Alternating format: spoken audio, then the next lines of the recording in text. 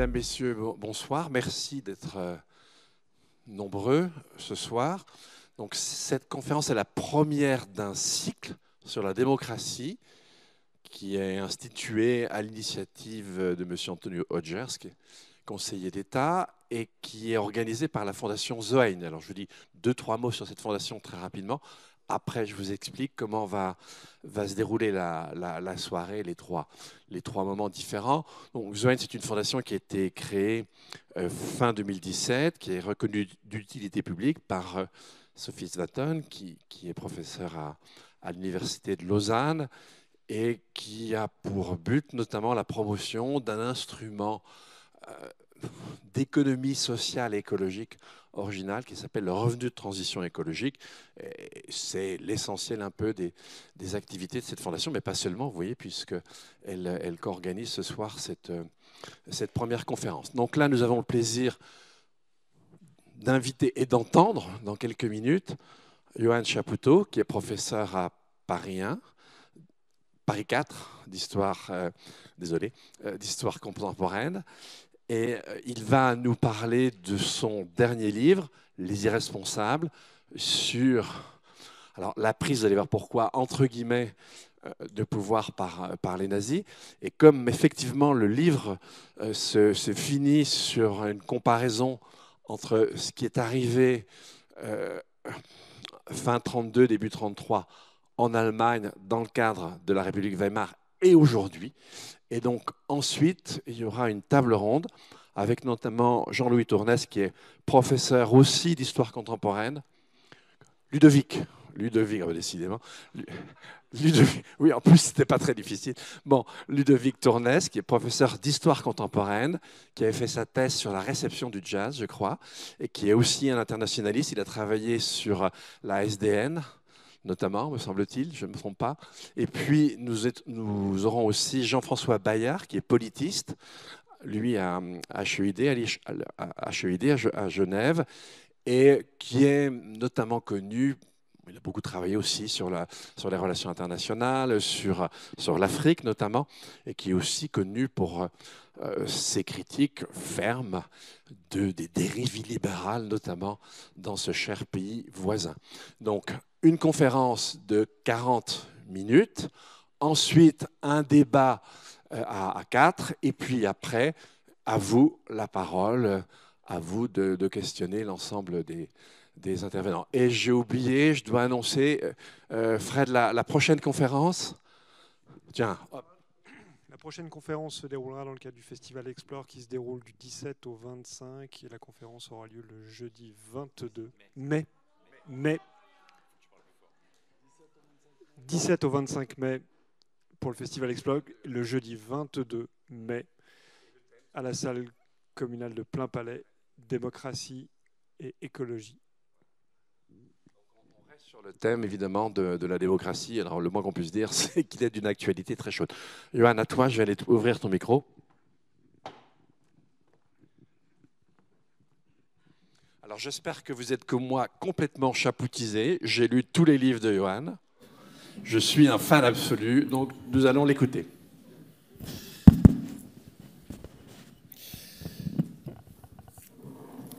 Merci beaucoup Dominique, bonsoir à toutes et à tous, mesdames et messieurs. Merci pour votre présence à un horaire finalement tardif pour la bonne ville de Genève. Merci pour votre présence amicale. Merci également à l'Université de Genève d'héberger cette conférence co-organisée donc par Zoein et Sophie Svaton et le canton et l'État de Genève. Il peut paraître surprenant, à première vue, d'inaugurer un cycle de conférences sur l'écologie par la question de la fin de la République de Weimar.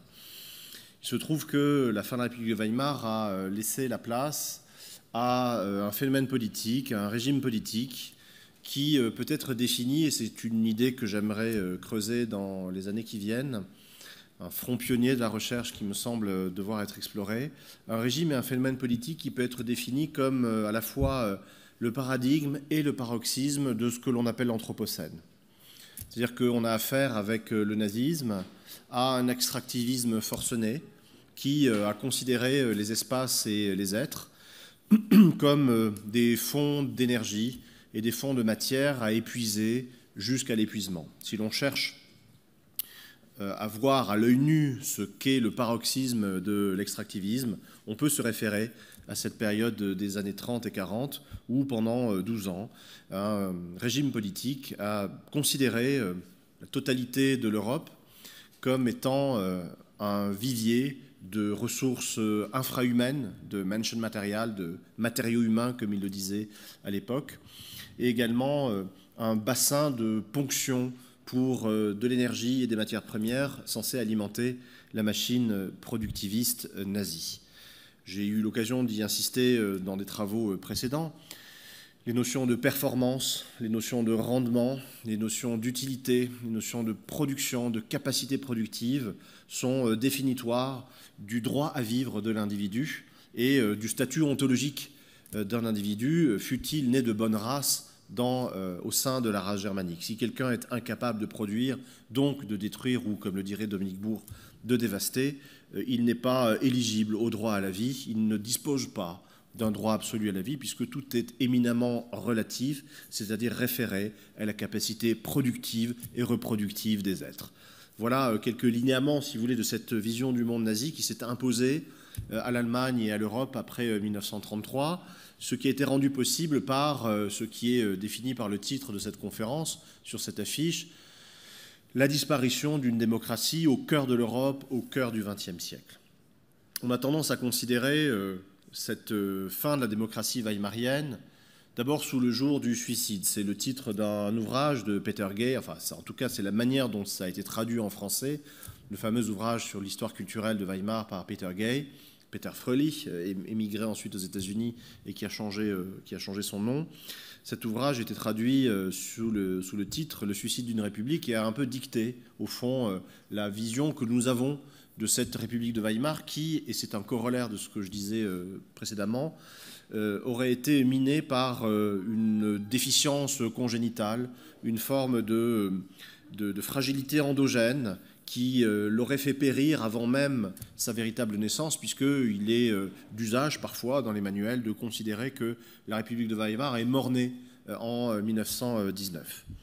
C'est tout à fait faux lorsque l'on voit quelles épreuves historiques, à la fois politiques, géopolitiques, militaires, financières, économiques, la République de Weimar a dû traverser et qu'elle a traversé avec succès. Que l'on me cite un régime politique, démocratique, libéral, parlementaire, qui aurait pu survivre à une quasi-guerre civile permanente de 1919 à 1923, qui aurait pu survivre au traité de Versailles, survivre à l'hyperinflation et à la vidange littérale de la finance, de l'économie et de la société allemande par la disparition de sa monnaie, et qui aurait pu survivre également à l'occupation militaire d'une partie de son territoire par la France et la Belgique. En réalité, il n'y en a pas. Et la République de Weimar était beaucoup plus forte, ou beaucoup plus résiliente, comme on dit désormais, que ce qu'il est accoutumé de dire ou d'entendre. Les autres récits, ou les autres narratifs, comme on dit désormais en bon franglais, de cette fin de la République de Weimar, insistent sur des causalités curieuses pour un praticien des sciences humaines et sociales et pour un historien, puisque l'on entend des termes tels que poussée nazie, marée brune, comme si l'on avait affaire à des phénomènes tectoniques, géologiques, hydrographiques, océanographiques, bref, des phénomènes ressortissant aux sciences de la nature qui, comme le savent nos collègues dans cette maison et ailleurs, sont gouvernés par la notion de nécessité. On travaille en termes de nécessité naturelle et sur des nécessités naturelles lorsque l'on travaille en sciences de la nature, de la matière et du vivant. Et c'est ce qui permet, par raisonnement hypothético-déductif, de formuler des lois qui disposent que si A, alors B. Ce n'est pas le cas en sciences humaines et sociales, malgré quelques ambitions parfois scientistes un peu naïves et qui reposent sur une épistémologie assez rudimentaire, on va dire. Les sciences humaines et sociales travaillent sur la contingence. La contingence, c'est-à-dire le fait que, précisément, rien n'est écrit par avance et rien n'est nécessaire. Autrement dit, tout ce que l'on entend généralement sur la République de Weimar et qui consiste au fond à ériger la séquence 1932-1933 en paradigme de la fatalité historique, lequel paradigme de la fatalité historique vient prêcher et prôner par le même mouvement le fatalisme civique, politique, démocratique, eh bien cette séquence-là, 32-33, qui est présenté sous le jour, je vous le disais, de la fatalité, de l'irrésistible ascension, d'une crise qui, mécaniquement, dans un déterminisme très mécanique, produit, après l'économique, le social, le politique, c'est-à-dire l'arrivée des nazis au pouvoir. Cette vision-là est fausse et elle est contredite de A à Z par la totalité des faits auxquels sont confrontés les historiens lorsqu'ils se penchent sérieusement sur cette période, ce que j'ai tenté de faire dans ce livre intitulé « Les irresponsables ». Contredit par la totalité des faits, mais également par la totalité des sources provenant des acteurs eux-mêmes et trahissant ou révélant l'intentionnalité des acteurs.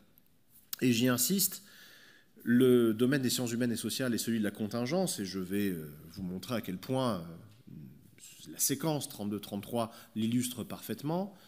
Les sciences humaines et sociales également sont le domaine de l'identification des acteurs sociaux qui agissent pour défendre des intérêts particuliers, qui ont des stratégies pour servir des fins bien identifiées.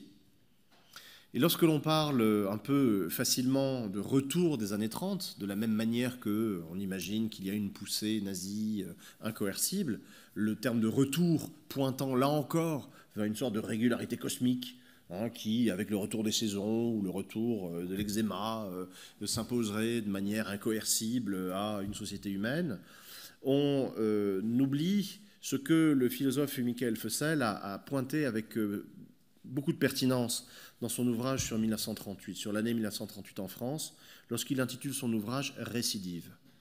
De fait, là, avec ce concept juridique et judiciaire qui travaille sur l'imputation de responsabilité et qui identifie causalité et responsabilité, et donc qui peut désigner également des coupables, on est dans un autre domaine de réflexion et dans une autre configuration épistémologique que lorsque l'on parle béatement ou de manière un peu passive de retour. Il ne s'agit pas de retour des années 30 comme il n'y avait pas de poussée nazie. De fait, il y a eu des acteurs parfaitement irresponsables, mais de fait responsables de l'arrivée des nazis au pouvoir. Et de fait, aujourd'hui, on peut assister à des phénomènes de récidive et l'histoire peut, entre autres utilités multiples, nous alerter sur cela. Lorsqu'on reprend le dossier de 1932-1933, en réalité, il faut remonter un petit peu auparavant, il faut remonter sans doute à 1928.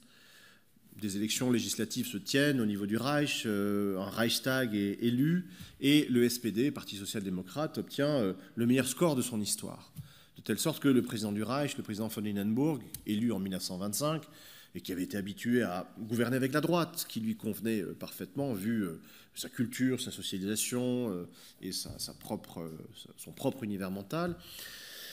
Le président Hindenburg est donc forcé d'appeler à la chancellerie un social-démocrate, ce qui lui répugne au dernier degré, puisque pour cet homme qui est un fossile de l'Ancien Régime, un maréchal du Reich, commandant en chef de l'armée allemande pendant la Première Guerre mondiale, Juncker, à double particule, grand propriétaire terrien, entouré d'ailleurs d'un petit cabinet de conseillers, une camarilla composée de tout ce que l'Allemagne de l'époque peut offrir de terratologie réactionnaire. On y trouve des grands agrariens, des militaires, on y trouve également par népotisme son fils, puisque dans un régime présidentiel, ma foi, parfois il y a népotisme et erreurs de casting multiples et répétées. On y trouve également des industriels, des banquiers et des hauts fonctionnaires. Et tous ces gens-là décident que jouer le jeu démocratique peut se comprendre, c'est-à-dire respecter la Constitution de 1919 peut se comprendre si et seulement si la droite gagne. Si la gauche gagne, ça joue plus, comme on dirait sans doute sur l'arc lémanique. Et il faut rejouer. Ou alors il faut changer les règles. Et ce qui est décidé en 1930, une fois que le gouvernement de grande coalition du chancelier SPD Hermann Müller a été poussé à la démission, ce qui est décidé au printemps 1930, c'est de ne plus respecter la logique parlementaire de la Constitution démocratique de Weimar. Autrement dit, on va tenir de temps à autre des scrutins, mais au fond à titre de sondage à l'échelle, et certainement pas pour désigner des gouvernements. Les gouvernements désormais seront nommés par le président du Reich et armés par sa signature de pouvoirs exceptionnels, par décret, par ordonnance présidentielle. lesquelles ordonnances présidentielles sont prévues par la Constitution de 1919, article 48 alinéa 2 de la Constitution, qui disposait que, et c'est les constituants qui l'avaient ainsi voulu, qu'en cas d'extraordinaire, pandémique, politique, naturelle, catastrophe naturelle ou que sais-je encore, le président du Reich pouvait prendre toute mesure qui rétablissait la paix civile et le fonctionnement normal des institutions. Un article remarquablement imprécis, et c'est toujours, vous le savez, le charme poétique de ces articles d'exception dans les constitutions démocratiques que de ne rien préciser des circonstances qui permettent le déclenchement de ces pouvoirs exceptionnels, ni de rien préciser au contenu de ces pouvoirs-là pour permettre la plus large interprétation lato sensu, et c'est précisément sur le fondement d'une interprétation, on va dire, très créative, diraient les juristes, que, à partir de mars 1930, il est décidé de mobiliser l'exceptionnel, c'est-à-dire une grosse artillerie juridique, pour, en l'occurrence, faire passer non pas l'extraordinaire, mais l'ordinaire du gouvernement, c'est-à-dire le budgétaire. Des ordonnances présidentielles vont être dégainées de semaine en semaine pour faire passer une nouvelle taxe sur la bière, une nouvelle taxe sur le tabac, un nouveau budget. Le fonctionnement de la République de Weimar, à partir de mars 1930, induit une passivité démocratique citoyenne, puisque l'on signifie aux citoyens qu'ils peuvent bien voter ce qu'ils veulent, on ne respectera pas le résultat des élections et le président n'en fera qu'à sa tête, ce qui peut peut-être évoquer aux Français de la salle quelques événements récents, et ce qui ne serait pas un hasard dans la mesure où les constitutionnistes l'ont bien montré, les historiens du droit également, la Constitution du 4 octobre 1958 est directement dérivée de la Constitution de la République de Weimar dans sa torsion présidentialiste du printemps 1930. Vous aviez un jeune juriste, un jeune agrégé de droit public nommé professeur à l'Université de Strasbourg, le professeur René Capitan, qui lisant Carl Schmitt et observant ce qu'il se passait en Allemagne depuis 1930, trouvait que le mode de gouvernement présidentialiste, ultra-présidentialiste, d'un Hindenburg gouvernant par ordonnance d'exception quotidienne, était la solution à importer en France et à adapter à la République française.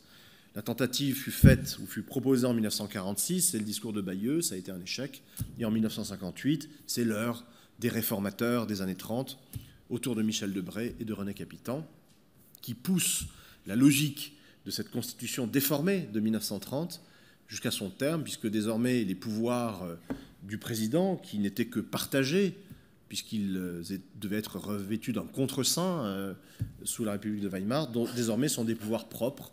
La dissolution, l'état d'urgence, l'état d'exception sont des pouvoirs propres laissés à la gouverne, bien faillible et bien médiocre souvent, d'un seul homme et de son entourage, puisque, je le développe également dans Les Irresponsables, qui dit hyper-présidentialisation, dit népotisme et médiocrisation généralisée. Le gouvernement se fait par la camarilla, disait-on à l'époque, par le petit cabinet qui entoure le président Hindenburg, cette tératologie sociologique et socioculturelle que je vous décrivais précédemment. Et ce gouvernement-là est constitué en réalité d'un petit nombre de gens qui sont tout sauf compétents, puisque dans un régime ultra personnalisé, les gens qui ont une colonne vertébrale, qui ont un cerveau, qui ont une dignité, qui ont une culture, qui ont des idées, s'en vont et ne supportent plus très longtemps les caprices du prince devenu tyran. Ne reste que ce qu'un ministre français appelait récemment, qui s'y connaît bien d'ailleurs, appelait récemment les cloportes, et ne reste que des gens qui sont tout sauf des conseillers, puisqu'ils ne donnent pas de conseils. Ils approuvent componctueusement les décisions et les caprices du prince. C'est ce régime-là qui a semblé être idéal à des constitutionnalistes français qui l'ont traduit dans le marbre, dit-on, du texte constitutionnel en 1958, ce qui est évidemment une occasion supplémentaire de s'intéresser à cette période lorsque l'on est féru d'histoire de l'État, de la démocratie, et que l'on s'intéresse à la situation française, ce qui est mon cas en tant que citoyen français. Cette décision de mars 1930 s'est poursuivie jusque fin 1932. Le premier gouvernement présidentiel, nommé par Hindenburg, a mené une politique de déflation politique austéritaire qui était celle de toutes les droites européennes et internationales à l'époque, républicains américains, conservateurs britanniques ou Pierre Laval et Pierre-Étienne Flandin en France. Tout le monde faisait de la déflation face à la crise pour préserver le totem de l'équilibre budgétaire. Cette politique a été un échec à telle enseigne que le chancelier Brüning, qui gouvernait par ordonnance présidentielle, a été remplacé par Franz von Papen, un illustre inconnu du grand public, mais c'était un homme qui était l'homme des réseaux patronaux et bancaires. C'était quelqu'un qui, depuis la fin de la guerre, avait travaillé à la constitution de réseaux de clubs patronaux pour faire face au danger principal que la droite libérale autoritaire à l'époque identifiait, qui était évidemment le marxisme. Alors, sous ce terme-là, on subsumait évidemment le Parti communiste allemand, léniniste et cominternien, et qui, lui, pouvait bien être qualifié de marxiste. On subsumait également la social-démocratie, alors qu'il aurait été bien étonné d'être qualifié de rouge. Et on subsumait également tous les types de syndicalisme, y compris les syndicalistes chrétiens.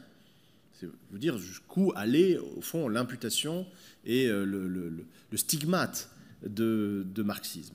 Mais c'était ça qui était identifié comme étant l'ennemi principal de ces gens qui étaient au pouvoir et qui, évidemment, n'avaient aucune idée, aucune conception de l'intérêt général et du bien commun, ça va de soi, qui étaient recroquevillés sur des intérêts patrimoniaux qui confinent au sordide. Lorsqu'on avance dans la chronologie, on se rend compte que, in fine, ce qui était décisif dans la nomination d'un Hitler à la chancellerie, c'est le fait que les nazis ont promis, et ils tiendront parole, ont promis à Hindenburg et à ses proches qu'ils ne feraient jamais de réforme agraire.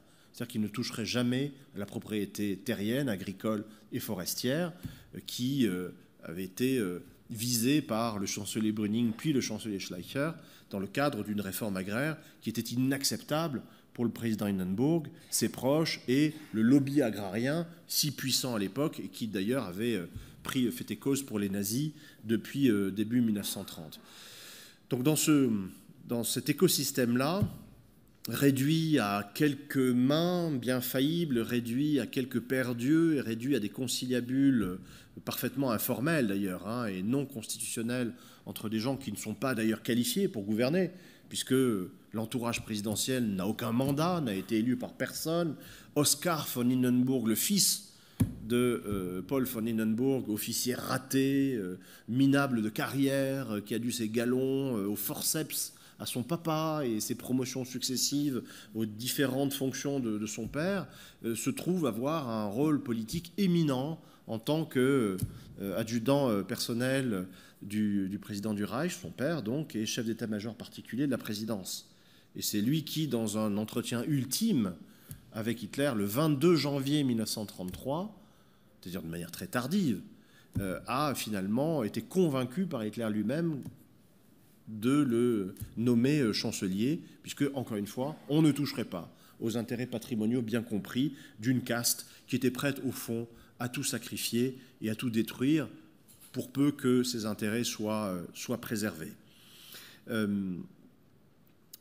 Des gens qui n'avaient aucune conscience de l'intérêt général et du bien commun, qui sont allés jusqu'à imaginer que pour se maintenir au pouvoir coûte que coûte, parce qu'électoralement il ne pesait plus rien, 10% des voix à la fin de l'année 1932, et même si on ne respecte plus les formes parlementaires de la démocratie, de fait, dans un âge médiatique, des résultats électoraux aussi lamentables minent évidemment toute légitimité et toute aptitude à aller plus loin dans le coup de force. Des gens donc qui ont imaginé qu'il était raisonnable, rationnel et opportun de faire une alliance arithmétique par des calculs statiques de pourcentage entre la droite libérale autoritaire au pouvoir à ce moment-là, et le syntagme de libéral autoritaire date de l'automne 1932 justement, d'additionner donc le maigre corpus socio-électoral de cette petite droite au pouvoir à ce qui restait de la puissance nazie pour, dans une opération arithmétique, donc arriver à un pourcentage à peu près présentable médiatiquement. Le pari étant que, certes, les nazis étaient violents, Certes, ils étaient même plus que violents, puisque la réautorisation des SA et des SS à l'été 1932 a abouti à des centaines de morts dans toute l'Allemagne, dans un déchaînement de violence inédit jusque-là. Mais le pari était qu'au fond, cette violence était toujours dirigée contre des gens qui étaient aussi les ennemis des libéraux autoritaires comme des nationaux conservateurs, que des communistes, des syndicalistes, des sociodémocrates et des juifs se fassent massacrer dans la rue n'était pas propre à émouvoir Franz von Papen ou le maréchal von Hindenburg ou son fils. Ce qu'ils n'avaient pas anticipé, c'est que cette violence nazie, qui ne se laisse pas arraisonner à une statique arithmétique, mais qui résonne toujours en dynamique de radicalisation cumulative, cette violence pouvait bien se retourner contre eux. Et c'est ce que l'on a vu 18 mois plus tard, au moment de la nuit des longs couteaux, ceux-là même qui ont mis les nazis au pouvoir, qui les ont installés au pouvoir, se sont retrouvés dans des situations où soit ils avaient une muselière qui les empêchait complètement d'agir ou de parler, soit littéralement une balle dans la tête. Et le vice-chancelier von Papen, vice-chancelier d'Hitler, celui qui a installé les nazis au pouvoir, a échappé de très peu à l'assassinat fin juin 1934. Joseph Goebbels s'en étonnait lui-même de cette naïveté confondante, de cette candeur stupide des libéraux autoritaires au pouvoir, lorsque, en août 1932, il note dans son journal, je cite, « Ces crétins de bourgeois vont nous donner le pouvoir.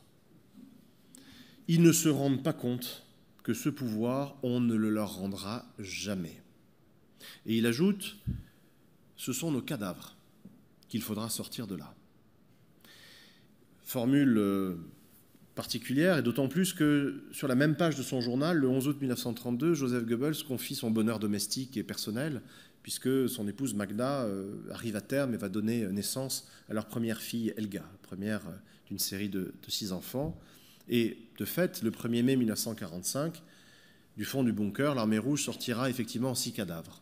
6 cadavres des enfants Goebbels tués par leurs parents avant qu'ils ne se suicident. C'est ça l'extrême droite. Et c'est quelque chose que, au fond, Franz von Papen et les siens n'ont pas vu. Ce qu'ils ont vu, fin 1932, c'est que, en fin analyste froid de la politique, c'est que les nazis, au fond, pouvaient être achetés à la baisse. Ils représentaient un corpus socio-électoral intéressant, un appareil militant aussi bien structuré, ainsi que 400 000 SA et SS, ce qui, dans un contexte de panique obsidionale et où l'on redoutait un coup de force communiste qui tenait très largement du fantasme, vu le résultat des perquisitions et des razzias policières effectuées en février 1933. On n'a rien trouvé dans les locaux communistes que quelques fumigènes et des drapeaux et quelques tracts. Eh bien, ces gens-là au pouvoir, j'ai perdu ce que je voulais dire, je vais y arriver. C'est le problème de parler sans notes, mesdames et messieurs. Ne faites jamais ça. Surtout le soir, quand l'hypoglycémie guette et que l'on est fatigué. Oui, ce qui a été identifié par ces libéraux autoritaires au pouvoir, c'est que les nazis étaient en très grande difficulté à ce moment-là, à la fin de l'année 1932. Et j'en reviens à ce que je disais au départ sur les narratifs ou sur les récits que l'on propose de la fin de la République de Weimar. On nous présente à chaque fois, y compris dans les manuels scolaires, une forme d'ascension logarithmique de l'électorat nazi qui ne cesse de croître. Or, ce que l'on voit, et ce que von Papen et les siens avaient très bien vu, c'est qu'à l'automne 1932, les nazis sont en décrochage. Ils sont en décrochage au niveau du Reich, puisque entre les élections de juillet 1932 et de novembre 1932, une dissolution entre les deux, les nazis perdent 2 millions de voix, 4 points et 34 députés. Ça, c'est le décrochage au niveau du Reich. Au niveau des Länder, il ne faut jamais oublier qu'on a 18 Länder, 18 gouvernements, 18 cycles électoraux, et au niveau également des cantons et des villes qui renouvellent leurs élus à l'automne 1932, ce n'est pas d'un décrochage qu'il s'agit, c'est d'un dévissage. Les nazis perdent 10 points, 20 points, 30 points, parfois 40 points dans des scrutins locaux, et c'est la panique dans la hiérarchie nazie. Goebbels, là encore, le note très froidement et de manière désolée dans son journal en décembre 1932. Il parle des élections qui viennent de se dérouler à Weimar, ville symbole s'il en est, ville de la Constitution de 1919. et c'est moins connu, citadelle nazie depuis les années 20. C'est une ville d'extrême droite, ça allait un peu rester à vrai dire, et c'est une ville qui est ultra dominée par les nazis. Les premiers congrès du parti nazi n'ont pas lieu à Nuremberg, ils ont lieu à Weimar. Et lors des élections municipales de décembre 1932, les nazis perdent 35 points. 35 points. Dans une Thuringe, au cœur d'une Thuringe, qui est un bastion nazi, de telle sorte que dès décembre 1930, les nazis y ont été au pouvoir. Lorsqu'on dit que les nazis arrivent en 1933, non, ils arrivent en 1930, en Thuringe, ainsi que dans 2 autres länders, où ils participent au gouvernement dans une coalition droite-extrême droite, qui se révèle bénéfique à tous les partis, puisque les nazis, au fond, s'avèrent de bons compagnons, d'excellents camarades de coalition, ne demandant qu'une seule chose, humblement, limitant leurs demandes au seul ministère de l'Intérieur, rien d'autre, et ils l'obtiennent à chaque fois. Le docteur Wilhelm Frick, qui deviendra ministre de l'Intérieur du Reich en janvier 1933, est déjà ministre de l'Intérieur de Thuringe depuis décembre 1930. Donc la droite a déjà une expérience de la bonne entente, la bonne intelligence avec les nazis. Ça se passe toujours très bien avec eux, on est d'accord sur à peu près tout, sur quasiment tout.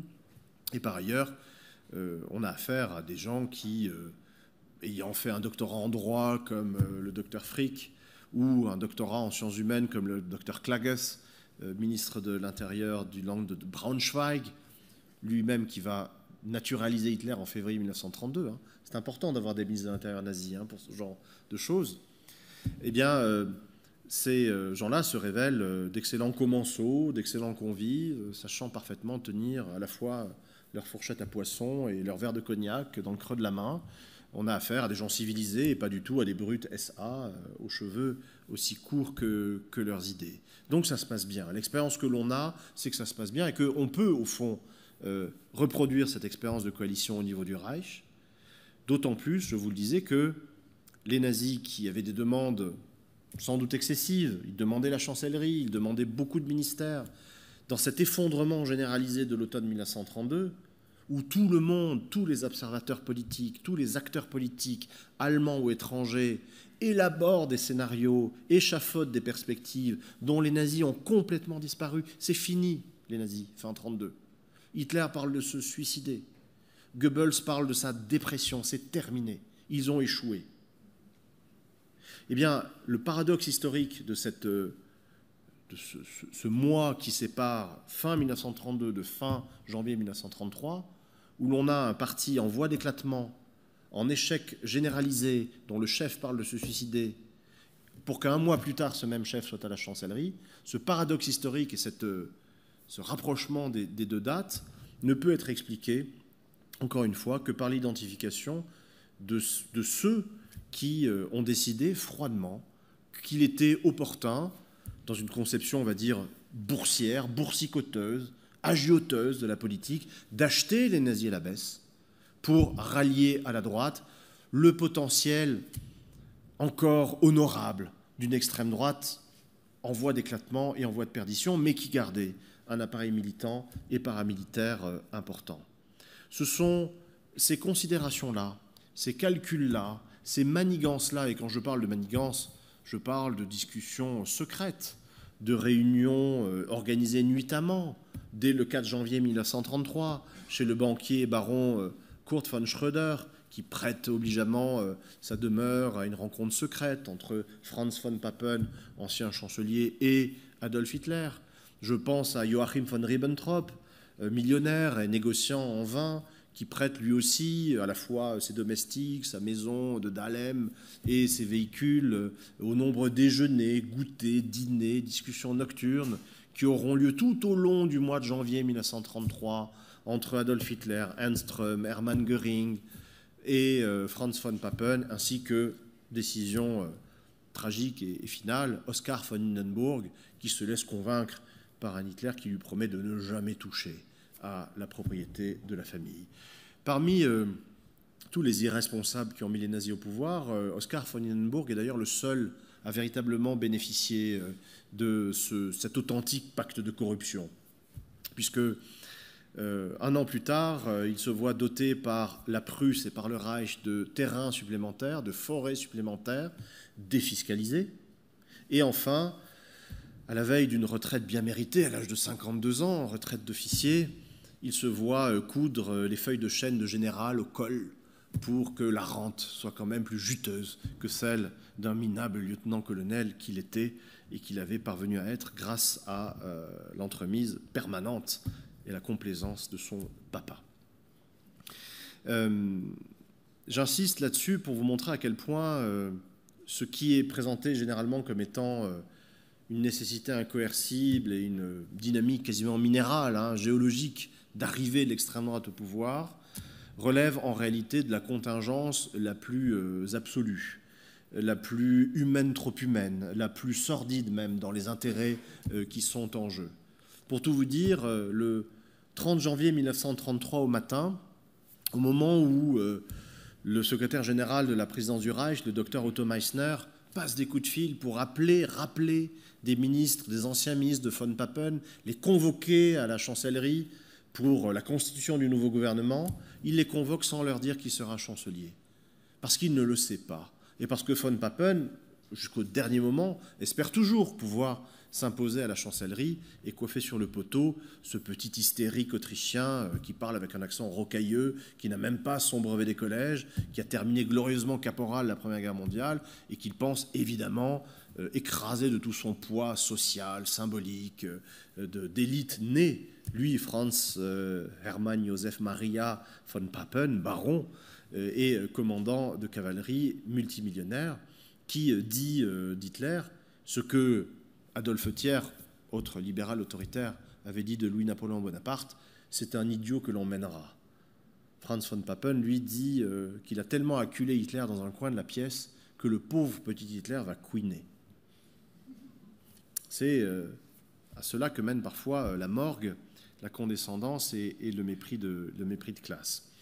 Eh bien, ce matin du 30 janvier 1933, les dissensions sont sonores, on va dire, entre les futurs ministres qui ne savent toujours pas qui va être chancelier, le mania des médias, un milliardaire d'extrême droite qui a acheté directement 1600 journaux pour extrême droitiser l'Allemagne, ce qui peut là aussi évoquer quelques éléments contemporains.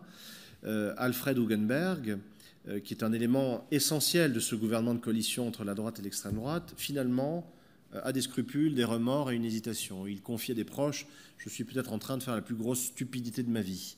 Et il veut se retirer. Au matin du 30 janvier 1933.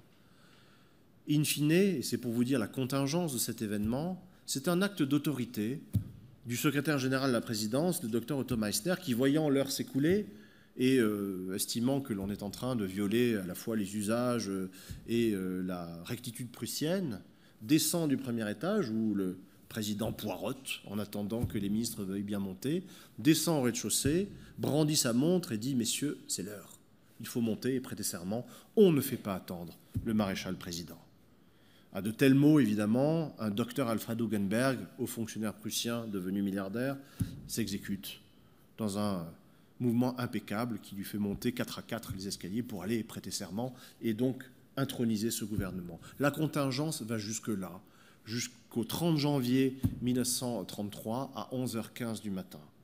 Autrement dit, je le répète, cette séquence qui nous est toujours présentée comme étant le paradigme de la fatalité en histoire et une invitation au fatalisme civique et démocratique se révèle être tout le contraire. Et c'est pour cela que j'ai pu dire à des amis parfois un peu ébahis ou s'inquiétant de ma santé mentale cet été lorsque je travaillais sur ce livre, que travailler sur cette période-là et sur l'arrivée des nazis au pouvoir me faisait un bien fou, était thérapeutique, parce que précisément je voyais sources en main, archives en main, historiographie en main, sous les yeux, que précisément en histoire, rien n'est jamais écrit. Je vous remercie de votre attention.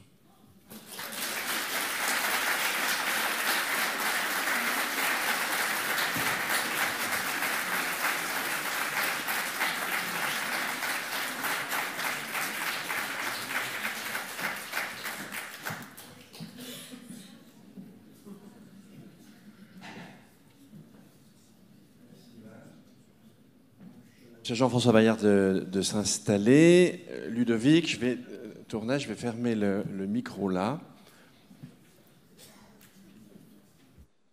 Voilà. Et donc peut-être pour lancer la... Oui, ah oui, d'accord. Installez-vous, prenez chacun un micro. Tu as un micro, tu l'allumes en dessous. Là, je vais lui allumer aussi.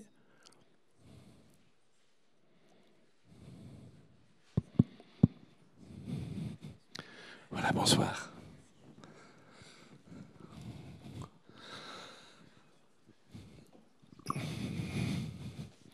Alors, peut-être pour lancer le débat, comme Johan, tu as fait plusieurs fois allusion, mais dans le livre, c'est plus qu'une allusion. Hein, tu montres le parallélisme entre ce qui se passe entre 32 et 33, et puis finalement, ce qu'on a connu en France, à peine avant que tu aies commencé presque à écrire ce livre. On va peut-être dans un premier temps laisser la France de côté, mais venir du côté des États-Unis, puisque là, on a un régime assez curieux qui s'installe, pas toujours facile à décrypter.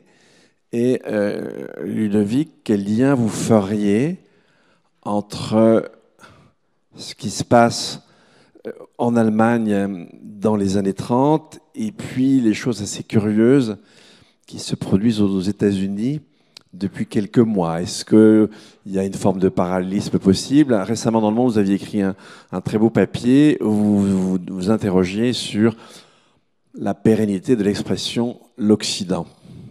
Donc voilà, quelles sont les comparaisons, les liens que vous pourriez faire entre cette période allemande et puis ce qui se passe aux États-Unis? Oui, bonsoir à toutes et à tous. Alors effectivement, en écoutant Johan, j'étais frappé du nombre de parallèles qu'on pouvait faire avec la situation américaine actuelle. Alors évidemment, comparaison n'est pas raison, bien entendu, mais c'est vrai que en écoutant Johan parler de la Camarilla, de ces gouvernements par décret sans passer par le Parlement ou le Congrès, etc. J'étais effectivement assez frappé de la situation actuelle, enfin du parallèle avec la situation actuelle aux États-Unis, où là, pour le coup, on est après le 30 janvier 33, si on peut dire, en tout cas, puisque là, Donald Trump est au pouvoir, et donc, et d'ailleurs, il fait ce qu'il a toujours dit qu'il ferait, et ça, c'est aussi une... si ce n'est une leçon, tout au moins un enseignement qu'on peut tirer quand on regarde les situations de prise de pouvoir par la force de dictature. Les futurs dictateurs disent toujours ce qu'ils vont faire et ils le font. Et Donald Trump, du reste, fait exactement ce qu'il a dit qu'il allait faire. Et c'est vrai que cette atmosphère de camarilla que tu décrivais, on la voit tous les jours à travers les... Et c'est même pas tous les jours, c'est plusieurs fois par jour, puisqu'avec Donald Trump, il y a... En fait, c'est champagne tous les jours et pratiquement toutes les heures. Il y a une nouveauté et donc avec un gouvernement de gens dont on voit bien qu'ils sont choisis en fonction de leur loyauté et non pas du tout en fonction de leurs compétences. Et puis, effectivement, ce gouvernement par décret qui nous laisse tous complètement ahuris depuis la fin du mois de janvier, où on a l'impression que dans un pays qui était réputé avoir un système de contre-pouvoir à tous les niveaux, hein, parce que le système politique américain est extrêmement complexe, et il est extrêmement complexe parce qu'il est caractérisé aussi par ses pouvoirs, pouvoirs et contre-pouvoirs à tous les niveaux. Et puis là, brusquement, on a l'impression que tout a disparu.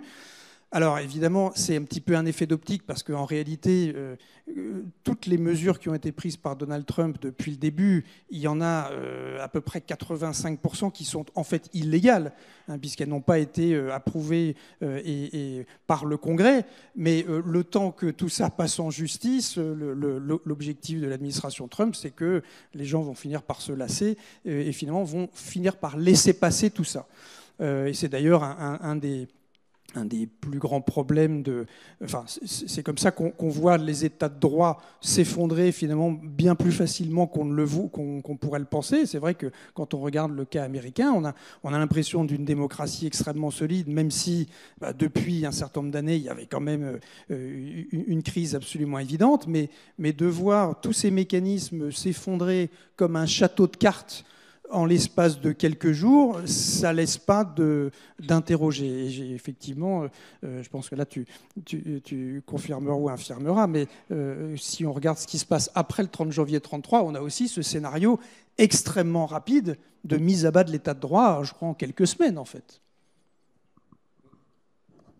Merci. Alors, on va peut-être passer côté français et puis demander à Jean-François Bayard de réagir, alors notamment à vous de dire ce que vous voulez dire, mais quelle réaction vous avez à avoir écouté, j'imagine aussi lu Johan Chapoutot, par rapport à la situation française qui connaît une forme de dérive illibérale depuis quand même quelques années? Merci de votre accueil. Ce qui est très amusant au fond, c'est que de mon côté, sans être un spécialiste, surtout pas de Weimar ou de l'Allemagne, mais pas vraiment non plus de la France, j'ai commencé à m'intéresser à l'évolution de la situation politique française avec en arrière-plan d'autres situations autoritaires, plus sudistes, on va dire, Afrique, Moyen-Orient, et puis naturellement tout ce qui se passait en Europe orientale, centrale, Turquie, etc. Bon. Donc moi, très rapidement, au fil de toute une série de papiers que j'ai publiés sur Mediapart, dans Le Temps, dans différents journaux, j'ai commencé... Faut le mettre un peu plus près. Ça va mieux comme ça, oui. Donc, excusez-moi. Dans toute une série de papiers, j'ai commencé de fil en aiguille à voir cette mise en place de ce que l'on appelle, j'aime pas tellement le terme, une forme d'illibéralisme en France et qui, mécaniquement, conduisait à mes yeux à un véritable risque d'arriver au pouvoir du Rassemblement national, ou une véritable opportunité, hein, chacun est libre de ses opinions. Et ce qui me frappait, c'était vraiment la logique de situation. Il ne s'agit naturellement pas, et là je me reconnais tout à fait dans le raisonnement de Johan Chapoutot, notamment, excusez-moi, c'est mon défaut, je suis précis dans les notes en bas de page 278 de votre livre. Donc l'usage que vous faites de la comparaison, en insistant sur, ça c'est plutôt mon vocabulaire, pas franchement l'autre, mais c'est pas grave, ce que je nomme les logiques de situation. Bon. Sans naturellement qu'il s'agisse de dire que Madame Le Pen égale Monsieur Hitler ou que Monsieur Macron égale Monsieur Brüning. Bon. Mais la similarité des logiques de situation était vraiment très impressionnante, et ça n'est qu'après que j'ai découvert, quand il a été publié, le livre de Johan Chapoutot, et ça m'a encore plus accablé. Bon. J'ai eu une phase intermédiaire d'accablement, c'est quand j'ai réuni dans un petit bouquin Malheur à la ville dont le prince est un enfant, mes différentes chroniques, et c'était assez effrayant à relire parce qu'on voyait l'enclenchement comme ça de cette situation. Alors je pense, ceci étant dit, qu'il y a deux grandes différences avec la période des années 20-30 en Allemagne. La première différence, c'est que dans les années 20-30, en Allemagne, nous sommes dans un moment de basculement sanglant d'un monde d'empire à un monde d'État-nation. Et que la logique, la raison de l'État-nation, selon des degrés, des intensités variables d'une situation à l'autre, c'est la purification ethnique et c'est l'exaltation d'une conception völkisch de la nation, ethniciste, éventuellement racialiste. Et avec de grands événements qui causent du ressentiment, comme par exemple pour les Allemands de voir s'évaporer comme ça en quelques mois le rêve d'un empire oriental que leur ouvrait, que leur donnait le traité de Brest-Litovsk. Bon. On n'est absolument pas dans cette configuration en France. Alors évidemment, si on gratte la petite bête, on peut dire il y a quand même une nostalgie d'empire, il y a tout le remugle de la guerre d'Algérie, et je pense que ce sont des éléments fondamentaux. Mais on ne peut pas comparer cela, cette espèce de nostalgie à ce qui s'est produit, et notamment parce que nous ne sommes pas dans un point de basculement de l'Empire à l'État-nation, sauf à considérer Mayotte, la Martinique, etc. Mais enfin bon. La deuxième grosse différence, c'est que la France n'est pas dans une situation de post-guerre, n'est pas dans une situation de post-défaite ou de défaite absolue. À tout le moins, on a un sentiment de déclassement qui peut créer du ressentiment. Et ça n'a rien à voir avec la tragédie qu'a connue l'Allemagne pendant toute la guerre de 14-18, l'après-guerre, Weimar, etc. Alors après, il y a 4 logiques de situation qui me font craindre quelque chose. Je suis peut-être moins optimiste que Johan Chapoutot. La première chose, c'est que nous assistons en France, au fond assez rapidement avec l'arrivée de Macron au pouvoir, ou même auparavant avec Sarkozy, à la victoire de la guerre, enfin des identitaristes, hein, la Nouvelle Droite, le Grèce, dans une bataille ou une guerre culturelle, le terme n'était pas à la mode à l'époque, qu'ils ont engagée dès la fin des années 70. Et de fil en aiguille, cette mouvance de l'extrême droite, ce qu'on appelle la Nouvelle Droite, a imposé un agenda idéologique identitariste en reléguant complètement la question sociale et en transformant par exemple la question sociale des travailleurs immigrés en question identitaire de l'islam et de l'immigration. Le deuxième point de préoccupation, mais je parle peut-être de manière un peu trop corporatiste, c'est que je pense que l'université française, par rapport à cette guerre culturelle, a été à peu près aussi veule et aussi inconséquente que l'université allemande tout au long de la République de Weimar. Et on pourrait multiplier les exemples, notamment la manière dont le monde universitaire a accepté sa paupérisation, a laissé passer une réforme de l'université promue par Sarkozy en 2008, qui est une véritable menace sur la liberté scientifique, et on en voit aujourd'hui les fruits, et finalement a laissé la porte ouverte à la dénonciation du wokisme, qui est à peu près aux sciences sociales ce que le montre du Loch Ness est au lac, quelque chose dont on parle beaucoup mais que l'on ne voit que très rarement, et finalement la porte ouverte à la dénonciation du bolchevisme culturel, mais pardonnez-moi, je me trompe d'année, du wokisme, et que comme répertoire hégémonique aujourd'hui. Hein. Et avec, c'est sans doute pas le lieu d'en parler, mais avec la manière incroyable dont l'université est incapable de relever le défi de la tragédie palestinienne.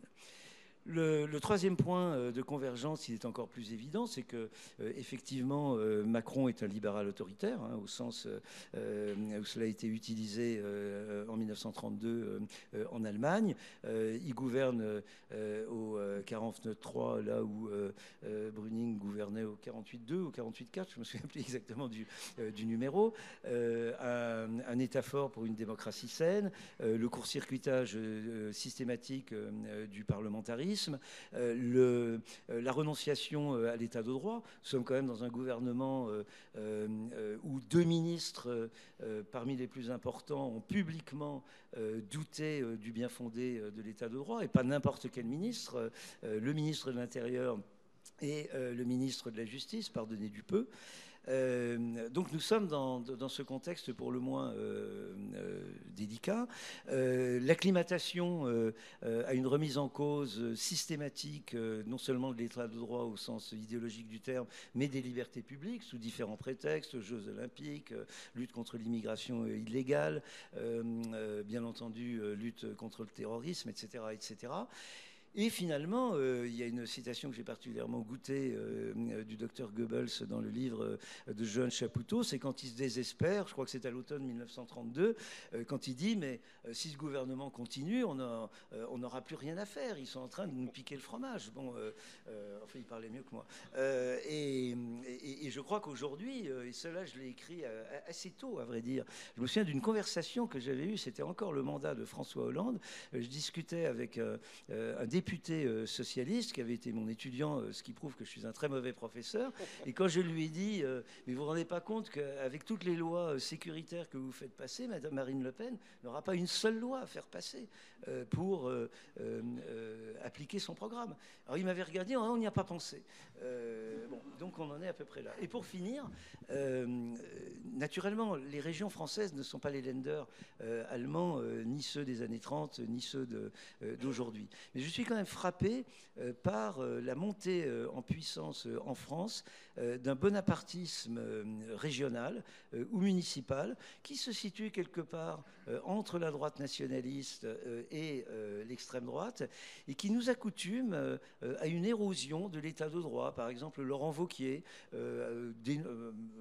annonçant qu'il n'appliquera pas la loi d'artificialisation contre l'artificialisation des sols, qui a un usage complètement discrétionnaire et politique des subventions publiques, y compris dans le domaine de la culture. Une Valérie Pécresse qui impose une charte des valeurs républicaines aux universités, et les universités qui se couchent.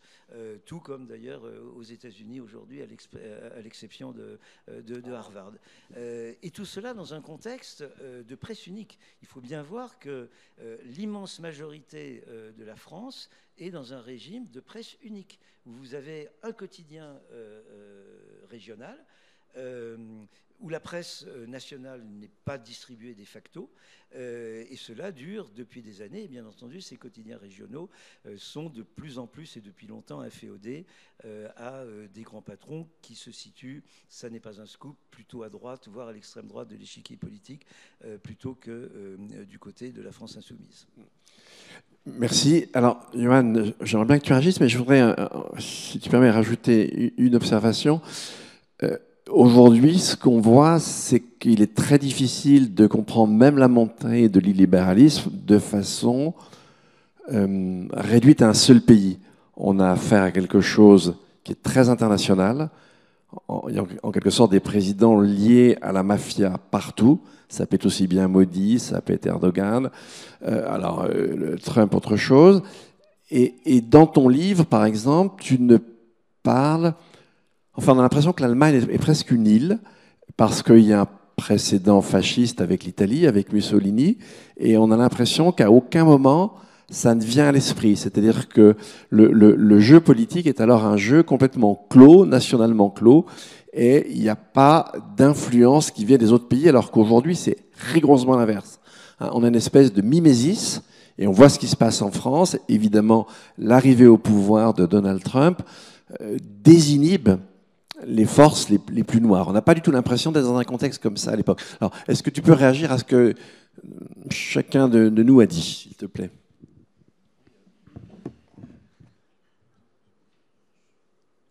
Il faut appuyer sur le petit bouton, le petit truc rouge là.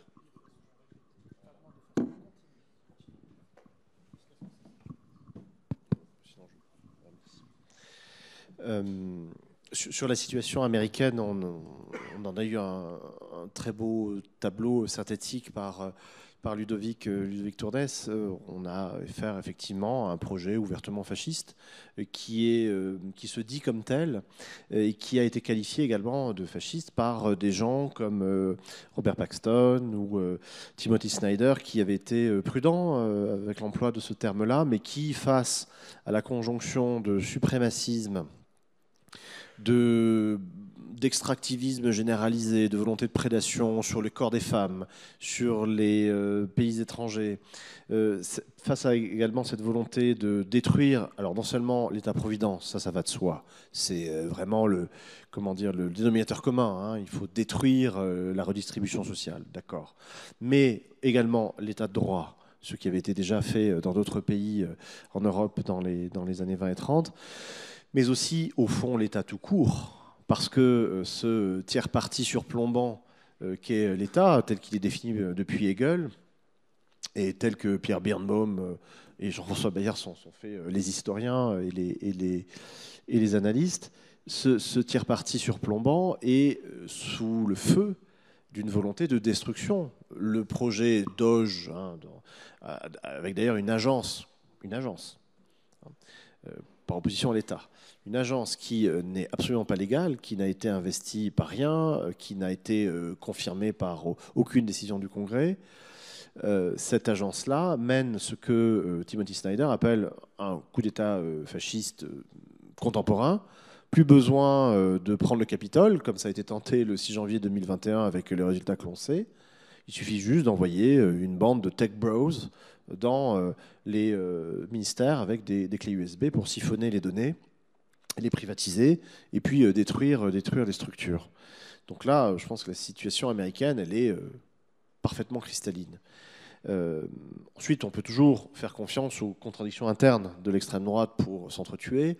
On peut faire confiance à leur étonnante incompétence aussi, leur amateurisme splendide, quand on voit le caractère erratique des déclarations quotidiennes ou horaires même, et quand on voit également la nullité de ces gens qui, pour détruire, en prétendant améliorer l'efficience ou la performance de l'État, sont en train de détruire les fondements de la sécurité à la fois militaire et sanitaire des États-Unis.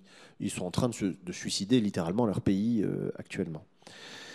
Pour ce qui est de la situation française, Jean-François Bayard est de ceux qui, très tôt, dès 2017, voire avant, et il y en a peu, hein, il y a Pierre Cernat, je trouve, il y a aussi Emmanuel Todd, qui avait alerté sur les dynamiques à l'œuvre de ce que Emmanuel Todd appelait le macrono-lepénisme, et que vous avez parfaitement identifié comme un libéralisme autoritaire prônant le pro-business au détriment de la démocratie étant subsidiaire et subordonnée à l'impératif de profit, lequel impératif de profit passe par la privatisation généralisée et imposée au nom de la modernité, la Startup Nation, etc.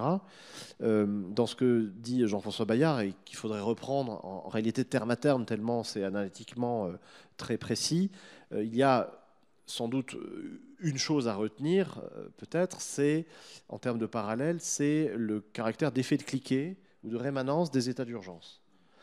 Ça a commencé effectivement avec toujours les meilleures justifications du monde, hein, lutte contre le terrorisme. Alors les Américains nous avaient habitués à ça dès 2001 avec le Patriot Act 1 et 2 et le fait qu'on va échanger la liberté contre la sécurité. Et dans un grand élan d'enthousiasme à la fois patriotique et guerrier, les Américains avaient prouvé cela et ils en voient les conséquences aujourd'hui. En France, même chose, face à une agression atroce d'attentats obscurantistes, terroristes, il y a eu une volonté de réaction sous un gouvernement dit de gauche, en l'occurrence social-démocrate, social-libéral, qui a consisté à promouvoir l'état d'urgence de manière permanente. Il y a une constitutionnaliste qui travaille très bien là-dessus, c'est Eugénie Mériot, qui est en poste à Paris 1, et qui montre que, par exemple, l'élection de 2017 s'est faite légalement sous état d'urgence, comme les élections de 1958 en France, sous état d'urgence, lesquels états d'urgence sont historiquement toujours inspirés et dérivés de la situation coloniale, avec une rétroaction sur la métropole. C'est dans les colonies et dans les empires coloniaux que l'on fait l'expérience des états d'urgence et des états d'exception, et que l'on importe ensuite ce que l'on a expérimenté là-bas dans les métropoles, au détriment évidemment des citoyens. Et bien de ces états d'urgence-là, successifs, il reste toujours quelque chose. L'exemple que je cite dans le livre, c'est le coup d'État que le gouvernement du Reich fait contre le gouvernement de Prusse. C'est-à-dire que le gouvernement de von Papen détestait tellement la gauche qu'il estimait que la présence de sociodémocrates dans le gouvernement du Land de Prusse était une aberration scandaleuse. Il dépose donc ce gouvernement, article 48 alinéa 1, cette fois-ci, de la Constitution de 1919. Et dans les ordonnances présidentielles d'exception, il y a des dispositions touchant le code pénal, touchant le droit civil, touchant les libertés fondamentales, qui, après levée de l'état d'urgence, demeurent, notamment sur la liberté de la presse, en Prusse. La Prusse, c'est 2/3 du territoire du Reich. C'est 2/3 de la population du Reich. C'est très important. À telle enseigne que lorsque les nazis s'installent le 30 janvier 1933, leurs hauts fonctionnaires, leurs juristes très bien formés, et que les Papen et consorts, dans leur condescendance de classe, n'avaient pas vu derrière la première ligne nazie, qui peut paraître effectivement un peu baroque, je vous le disais, un hystérique guttural venu d'Autriche, un morphinomane obèse, Göring, un pied beau, un peu excité, Goebbels. Derrière tout cela, il y avait des juristes, des docteurs en droit, il y avait des diplômés de l'université qui, au fond, ont joué sur du velours à partir de février 1933, parce que tout avait déjà été préparé auparavant. Lorsque l'ordonnance, qui est en vérité la véritable charte juridique du Troisième Reich, l'ordonnance présidentielle du 28 février 1933 est dégainée le matin de l'incendie du Reichstag. Tout le monde se dit les nazis doivent être derrière ça parce qu'ils avaient une ordonnance toute prête. Mais cette ordonnance n'a pas été rédigée par les nazis. Elle a été rédigée par les gouvernements Papen et Schleicher et on l'a appelée la Schubladenverordnung. L'ordonnance présente dans le tiroir, littéralement. Il a suffi de d'ouvrir un tiroir et de la sortir, elle était déjà prête, puisque les gouvernements libéraux autoritaires et nationaux conservateurs précédents étaient sur la même longueur d'onde. Éradication du marxisme, le slogan nazi c'est Tod der Marxismus, éradication du marxisme, et fin de la démocratie parlementaire, avec la promesse faite à Hindenburg que les élections au Reichstag du 5 mars 1933 seront bel et bien les dernières, et Hitler et Papen sont parfaitement d'accord.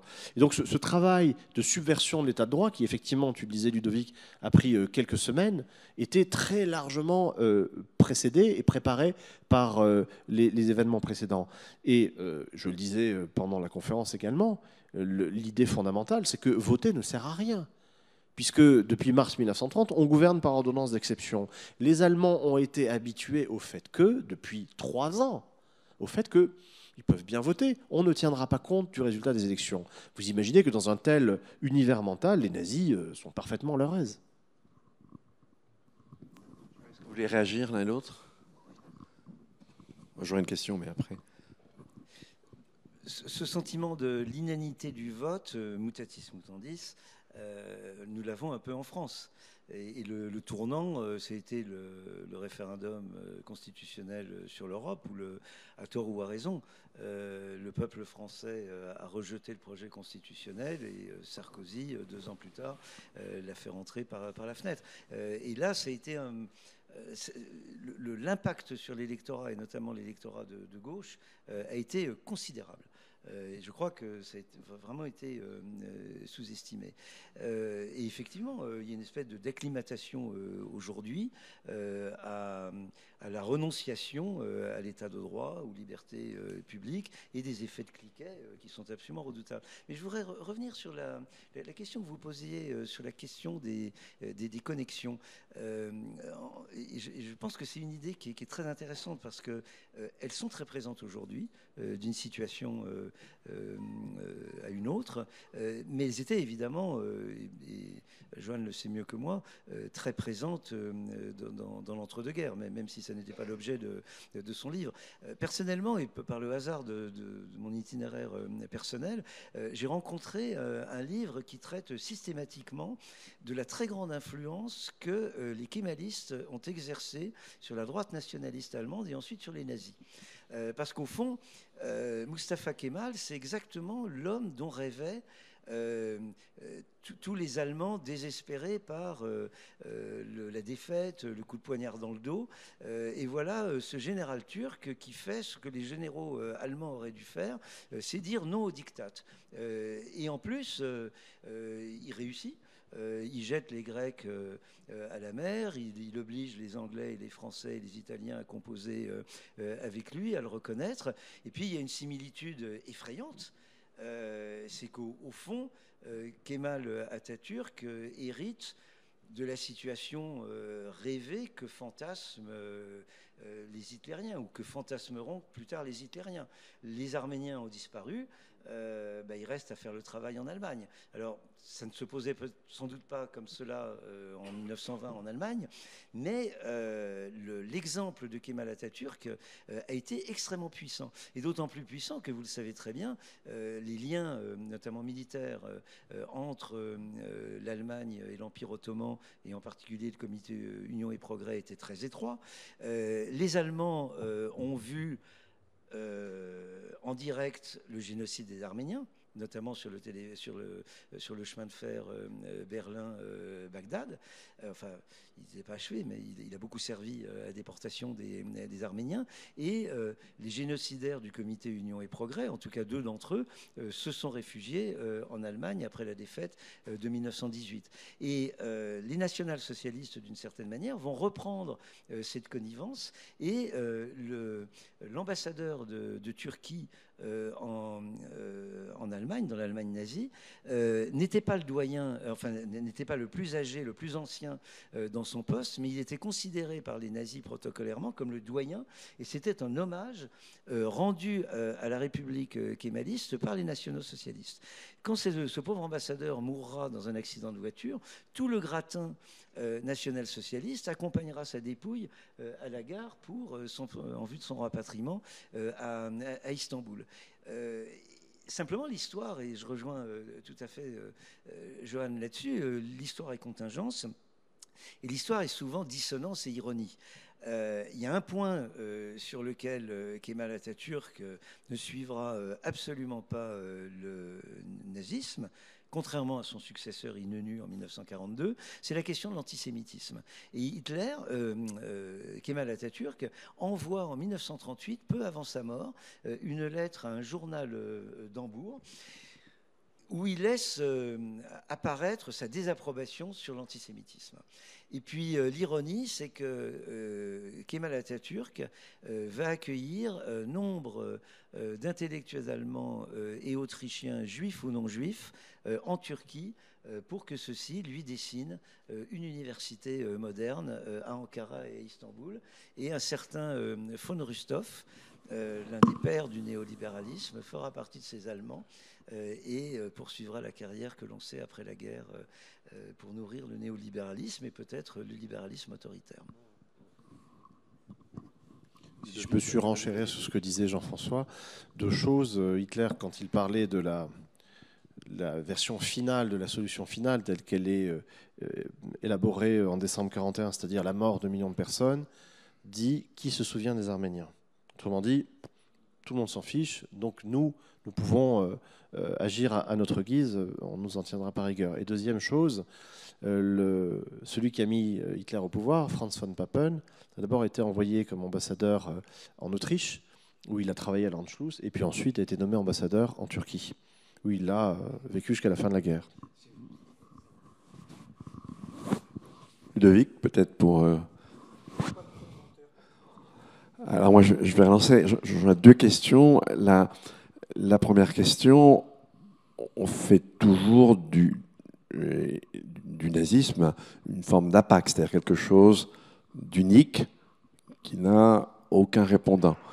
Et dans ton propre livre, justement, au début du livre, tu ressuscites von Papen, tu le fais assister et venir prévenir la CDU des problèmes qu'il y aurait à s'associer avec l'AfD, ce qui présuppose que d'une certaine manière, même si tu l'as rappelé tout à l'heure, en fait, Goebbels, plein un moment donné, craint que finalement ils aient fait leur programme.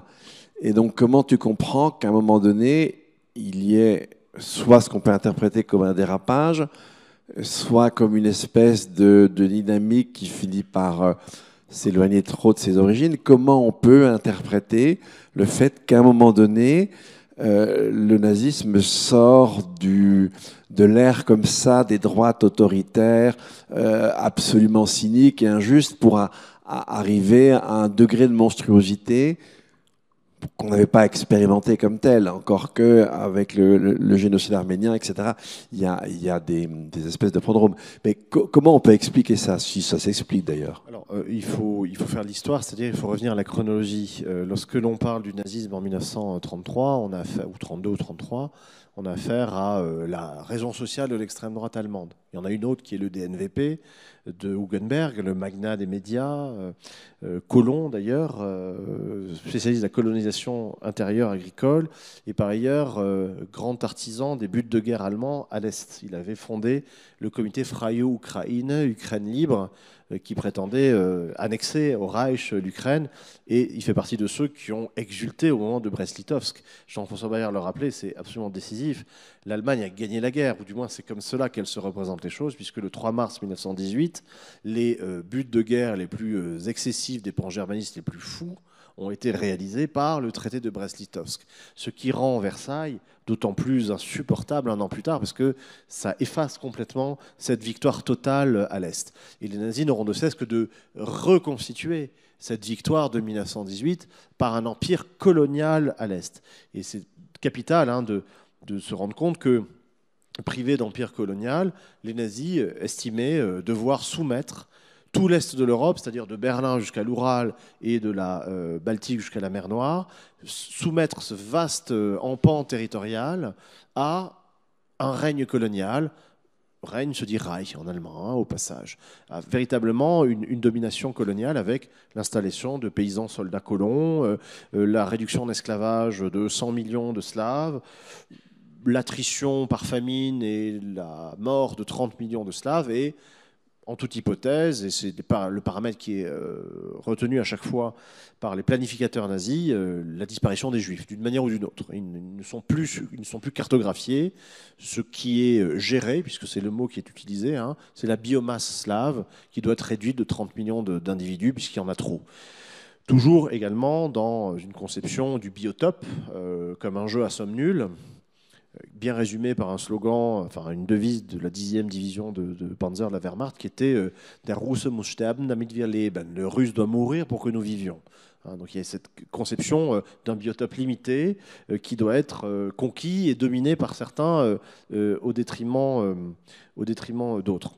Alors ce que je décris là et ce que tu qualifiais de monstruosité, effectivement, la domination coloniale, la mort planifiée de 30 millions de personnes à l'Est, plus, selon les comptes du RSHA, de l'Office central de sécurité du Reich, de 11 millions de Juifs, tout cela est issu d'une radicalisation cumulative qui n'est pas présente en 1932-1933. En 1932-1933, le but est de détruire le marxisme comme idéologie, comme pratique et comme personnel, de détruire la démocratie, de détruire l'état de droit et d'opérer une régénération sociobiologique du corps allemand qui est conçu littéralement, non plus métaphoriquement, mais littéralement comme un corps qui doit être soumis à une médecine un peu vigoureuse, mais une médecine scientifique, puisque les nazis ne cessent de se réclamer de la science. Ils sont d'un scientisme assez touchant, au fond, hein, en disant que le nazisme, c'est de la biologie appliquée, c'est de l'anthropologie raciale appliquée. Autrement dit, il n'y a pas de débat à avoir, de discussion, la nécessité s'impose. Leur projet, c'est cela, et leur projet, c'est de réarmer l'Allemagne pour, de fait, établir une domination coloniale à l'Est. Le but n'est pas, quand ils parlent de solution finale, ils en parlent dès le départ, puisque l'extrême droite antisémite germanique, allemande et autrichienne en parle depuis la fin du XIXe siècle, la solution finale, ce n'est pas la fin physique. Ce n'est pas l'éradication. Au fond, la judéophobie allemande et la politique judéophobe allemande, nazie, est une politique très médiévale, d'expulsion. C'est parfaitement résumé par le slogan « Juden raus », les Juifs dehors. Et ça, c'est pas considéré comme monstrueux à l'époque. Tout le monde veut faire ça à l'Est. Les Polonais envoient un télégramme à la conférence d'Évian en disant « N'oubliez pas nos Juifs, nous aussi on veut s'en débarrasser ». Les Hongrois, même chose. Autrement dit, cette vieille logique médiévale de l'expulsion est tout à fait reprise à leur compte par les nazis, qui ne vont passer dans des contextes de guerre et de difficultés croissantes très spécifiques, qui ne vont passer à l'assassinat de masse que progressivement et au fond tardivement. C'est entre l'été 41 et décembre 1941 que ça se joue. C'est pour ça qu'il y a cet effort toujours chronologique à faire, de se remettre dans les catégories du temps et de voir qu'en 1932, lorsque un Papen négocie avec Hitler, il ne négocie pas avec le maître de Treblinka et d'Auschwitz. Ça n'existe pas, et ce n'est même pas concevable pour la hiérarchie nazie elle-même, qui n'y viendra qu'au fond que très tardivement. Donc c'est important de se ressouvenir de cela, puisque, encore une fois, on a affaire à des extrêmes droites en dynamique, et on ne sait jamais jusqu'où ça peut aller et où cela s'arrête.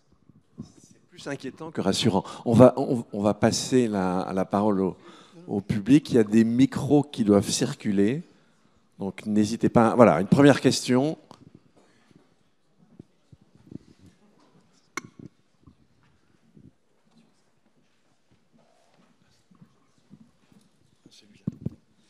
Bonjour, moi je voulais juste revenir sur au début de la table ronde, vous avez mentionné comment le contre-pouvoir au niveau des États-Unis et puis au niveau de l'Allemagne en 32-33 s'était écrasé, s'était fait submerger par les nouveaux gouvernements mis en place. Je voulais savoir comment on expliquait ce manque de répondants et puis aussi comment la société civile s'est organisée en Allemagne et puis aux États-Unis. Est-ce qu'on a une vraie réaction de la société civile actuellement ou... Voilà.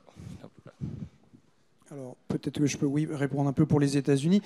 Alors, la société civile, depuis le mois de janvier, on commence à l'entendre depuis quelques jours, mais finalement, c'est quand même assez récent.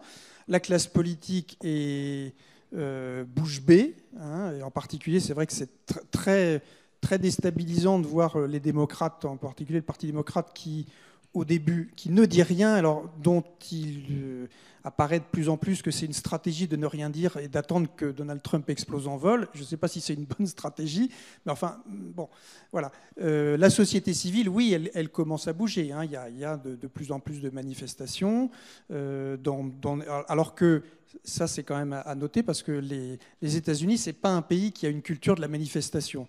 Mais là, c'est vrai que récemment, on en voit quand même beaucoup. Alors, jusqu'où ça va aller, j'en sais trop rien, à vrai dire. Je ne lis pas dans le mar de café, mais disons, il y a effectivement un début de réaction. Voilà, donc ça, c'est... Après, ce que vous disiez sur les contre-pouvoirs, on ne peut que constater que pour l'instant, ils sont totalement inopérants. Et là, c'est vrai qu'il y a cet effet de sidération face à un pouvoir qui est totalement décomplexé et qui ne joue pas les règles du jeu habituelles, parce que c'est ça aussi. On voit bien que les acteurs politiques sont, oui, littéralement bouche bée et complètement sidérés parce que Donald Trump agit, en réalité, il agit exactement comme il a toujours dit qu'il agissait, mais il persiste à y avoir une espèce d'incrédulité qui fait que la réaction est totalement anesthésiée. Alors il faut espérer qu'elle finira bien par avoir lieu à un moment donné, mais quand, ça c'est le point d'interrogation. Juste pour l'Allemagne à l'époque, là c'est un motif pour le coup d'espoir et d'optimisme pour nous, c'est qu'en population générale, comme on disait au temps du Covid, nous avons une connaissance à peu près formalisée du danger que représente l'alliance avec l'extrême droite, ce qui n'était pas forcément le cas pour la population allemande de l'époque. Donc, à bon entendeur, salut. Et on voit qu'il y a des réactions électorales comme la victoire de la gauche aux élections législatives en France en 2024, dont il n'a pas été tenu compte par le pouvoir exécutif, grâce à la Constitution de 1958. Deuxième chose, deuxième motif d'espoir, on a des institutions qui tiennent. Je prendrai un seul exemple entre mille, la magistrature. La jurisprudence, et on a des statistiques pour cela, la jurisprudence de la magistrature allemande avant l'arrivée des nazis au pouvoir est tellement grotesque qu'elle en est comique. C'est-à-dire qu'il y a de telles disparités de traitement entre un communiste qui va gifler un SA dans la rue et un SA qui va égorger un communiste à main nue, l'un prenant 15 ans ferme et l'autre 4 mois avec sursis, avec les excuses du tribunal, et je caricature à peine parce que les statistiques sont ébouriffantes, que... de fait, les nazis ont eu assez peu de choses à faire, au fond. Et il n'y a pas eu de protection par les institutions de l'État de droit de la population allemande. Ce qui n'est pas le cas aujourd'hui. On le voit, et on le voit bien en matière environnementale d'ailleurs aujourd'hui, la ligne qui tient, ce sont les juridictions. Juridiction administrative en France, juridiction judiciaire un petit peu partout, et on le voit aux États-Unis. Le scrupulum dans la chaussure de MAGA, c'est précisément les tribunaux américains. Ce sont les cours qui tiennent l'état de droit. Et ça, c'est un vrai motif d'espoir parce que comment dire, les gens qui tiennent ces institutions-là ne sont pas les mêmes socioculturellement que dans les années 30. Voilà. La magistrature française a prêté unanimement, à une exception près, serment au maréchal Pétain en 1940, parce que c'était un petit isolat socioculturel issu du 1% qui passait son baccalauréat et allait à l'université. Depuis les années 60, il y a eu un brassage socioculturel qui fait que, de fait, les magistrates et les magistrats sont, sans être des gauchistes échevelés, du moins des républicains, généralement, avec un sens à peu près passable de la norme, ce qui n'était pas le cas, et de la transcendance de la norme, ce qui n'était pas le cas dans les années 30 en Allemagne. Oui, est-ce que ça marche? Oui, ça marche. Alors, bon, merci beaucoup pour la conférence et la discussion, c'est passionnant, ça fait du bien, c'est pas trop déprimant. Moi, j'ai une question très, très suisse, parce que là, vous avez évoqué plusieurs pays auxquels on a, à diverses périodes, plus ou moins enlevé le droit de vote aux citoyennes et aux citoyens. Ici, vous savez, on vote tout le temps, et on a voté dimanche pour les élections municipales dans le canton de Genève. Et c'était très intéressant de regarder le débat pendant juste après le scrutin de journalistes d'une télévision locale fort écoutée, très populaire, qui a en fait développé pendant toute une après-midi un discours visant à décrédibiliser et à délégitimer le vote, c'est-à-dire les élus qui avaient été votés ce jour-là, en raison d'un taux de votants de 35%. Et en fait, ça m'a un petit peu interpellée parce que je me suis dit, mais finalement, si on dit de gens qui sont élus avec 35% de votants qu'ils ne représentent plus personne et qu'on peut de fait balayer leur responsabilité, ne pas leur reconnaître de légitimité. Et il y avait vraiment un discours que j'ai trouvé particulièrement inquiétant de la part des journalistes qui étaient sur le plateau. Je me suis dit finalement, à partir de quel pourcentage de votants on est une démocratie, qu'est-ce qu'on fait de ça finalement? Si une démocratie c'est le vote, est-ce que le fait que peut-être les gens ne vont même plus voter, ils sont même plus concernés, est-ce que finalement les peuples s'en fichent de la démocratie? Tout d'un coup j'avais plein de questions qui rejoignent un peu ce que vous dites.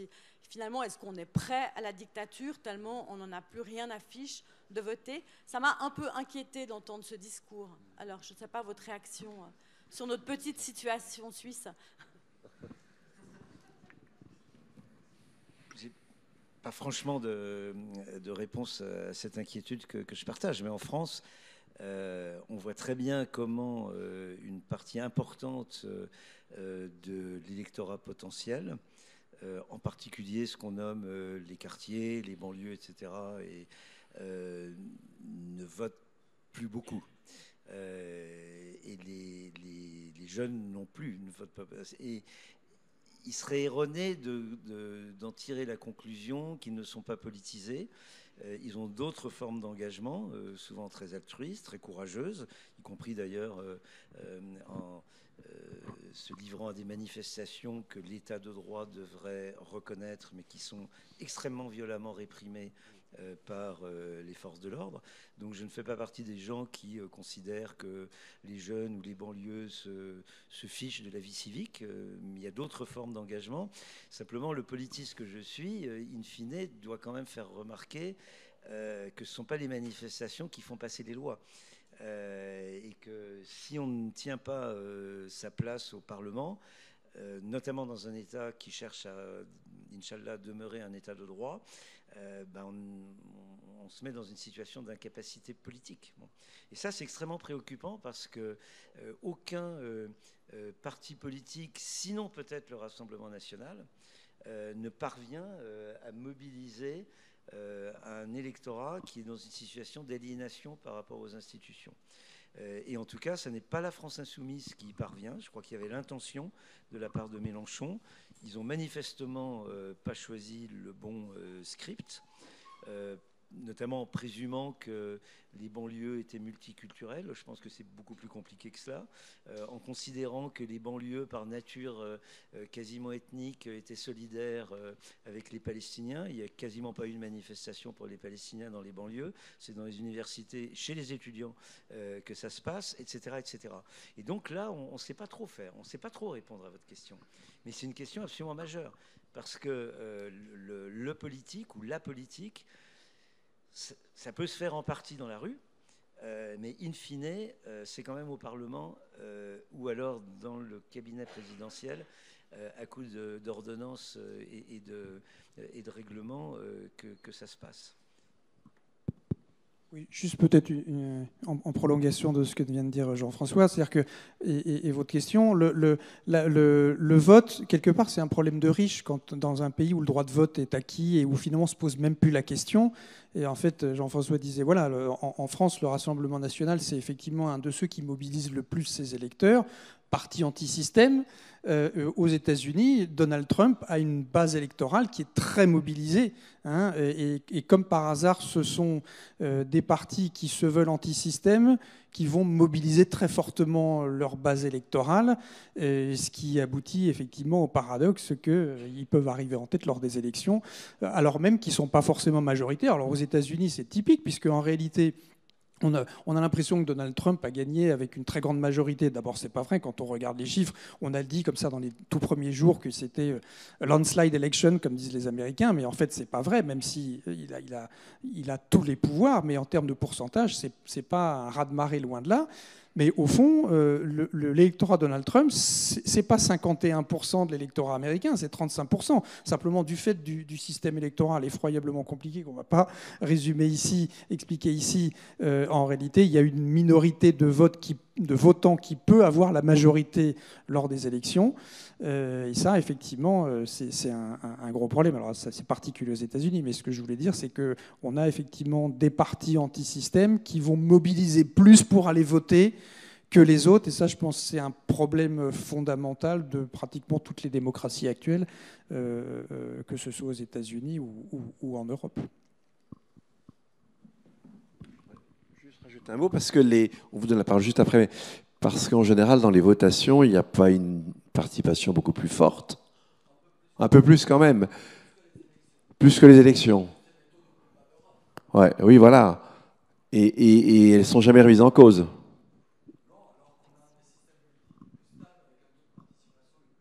Voilà.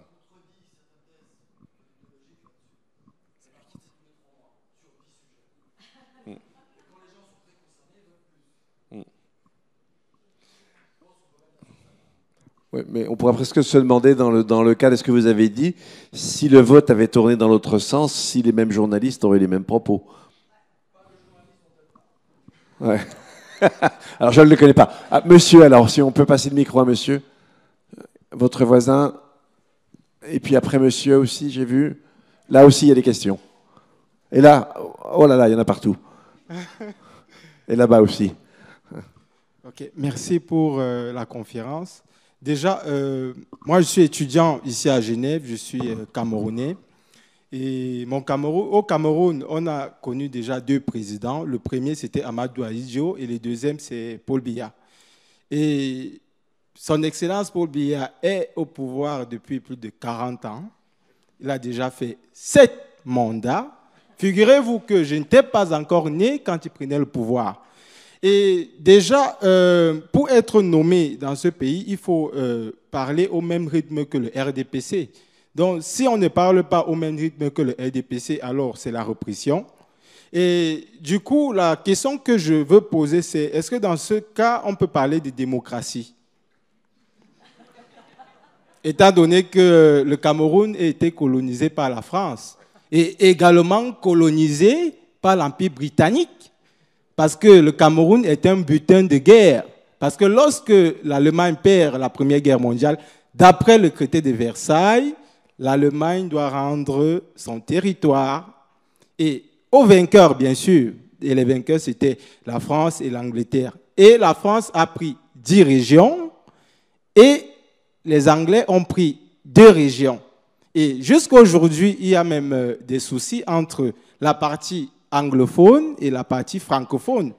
Et également, la partie anglophone revendique, ils veulent plus faire partie du Cameroun parce que...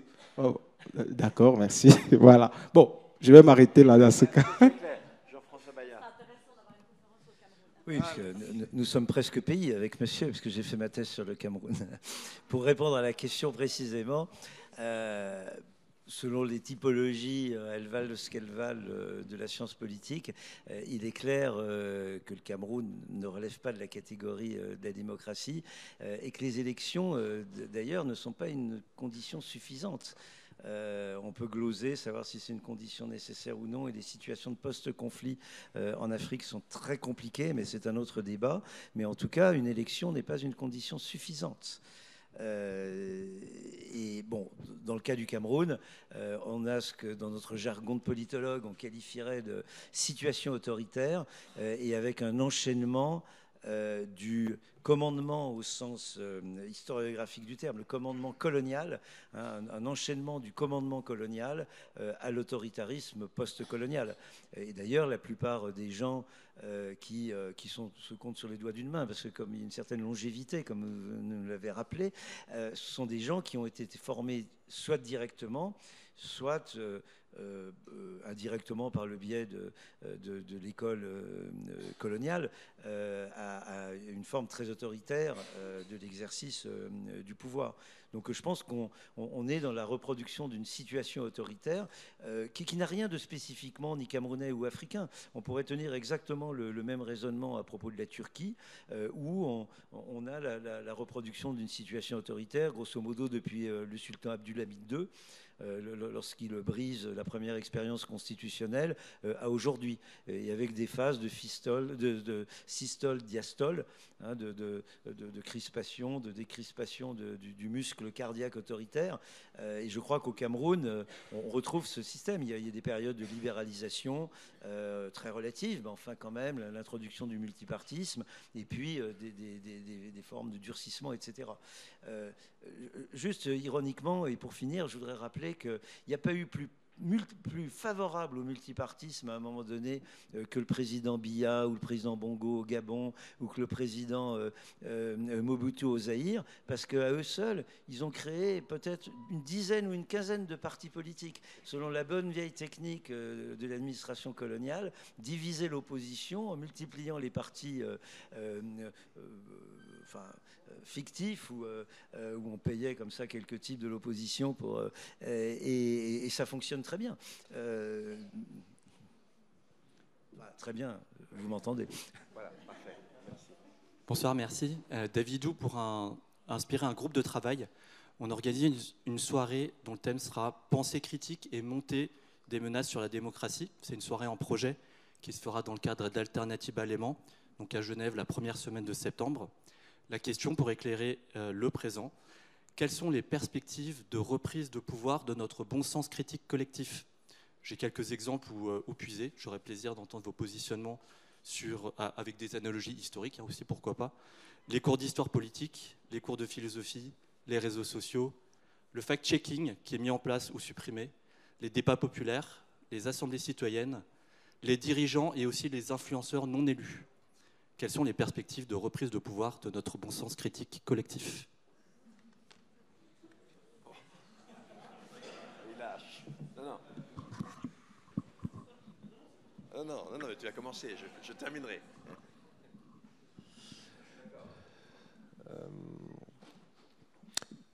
Défendre les institutions qui promeuvent l'esprit critique, l'école et l'université, dont on a vu qu'ils étaient sous le feu à chaque fois de tout pouvoir autoritaire et fasciste.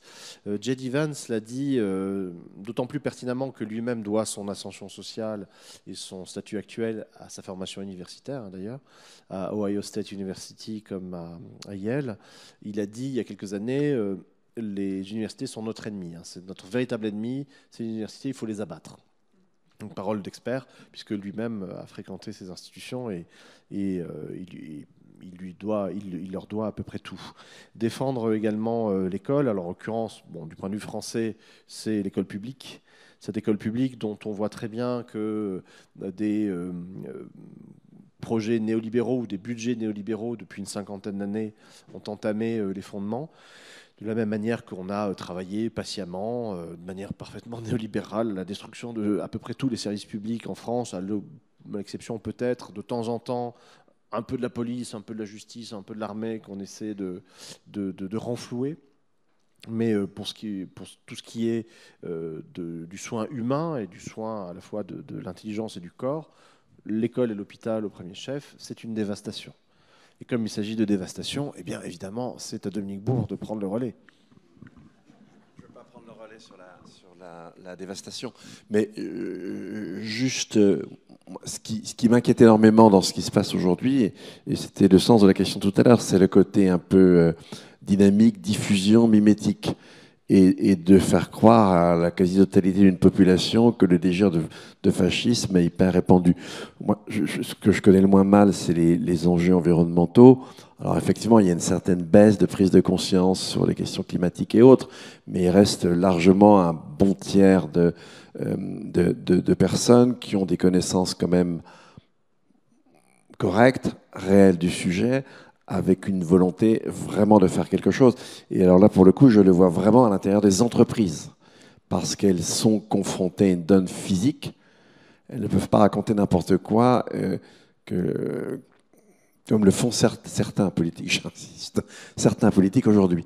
Et donc, pour moi, le message, c'est pas parce qu'il y a beaucoup d'idiots qu'on doit le devenir soi-même.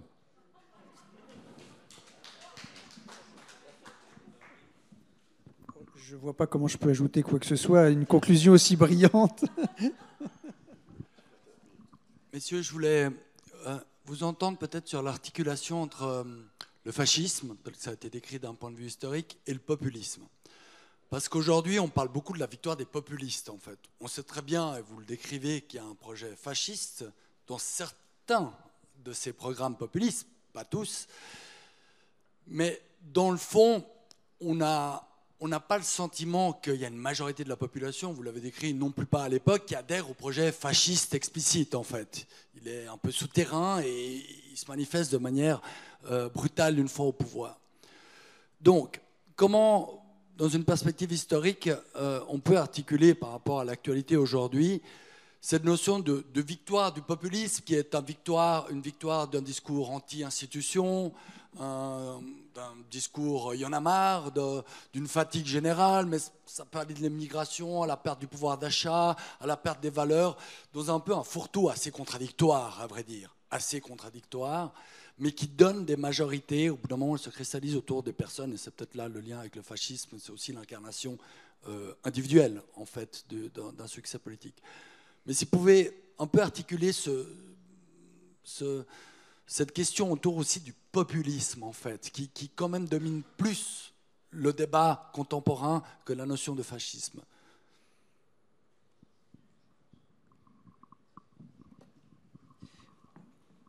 Je suis mal à l'aise avec la notion de populisme parce qu'elle a été utilisée à la fois par des acteurs politiques et par des chercheurs en sciences sociales avec des sens très contradictoires, un débat qui s'est englué.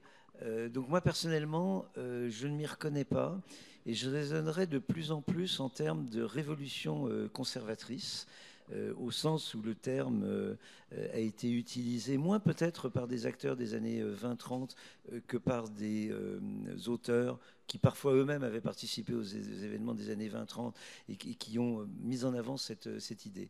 Et ce que j'aime bien, si je puis dire, dans cette notion de révolution conservatrice, c'est l'oxymore. C'est-à-dire c'est cette idée de cette valorisation de la tradition, mais cette renonciation à ce qu'on appelait le pessimisme, ou à ce qui était ressenti comme une forme de pessimisme culturel à la fin du 19e, l'industrie, le progrès, etc. Tout cela nous mène au désastre de l'humanité, à la mort de l'humanité, éventuellement de la nature, etc. Et à partir des années essentiellement... juste avant la Première Guerre et surtout pendant et après la Première Guerre, vous avez des gens qui ont réconcilié l'idée révolutionnaire qui appartenait à la gauche et cette idée du conservatisme et avec l'exaltation de la technique, etc.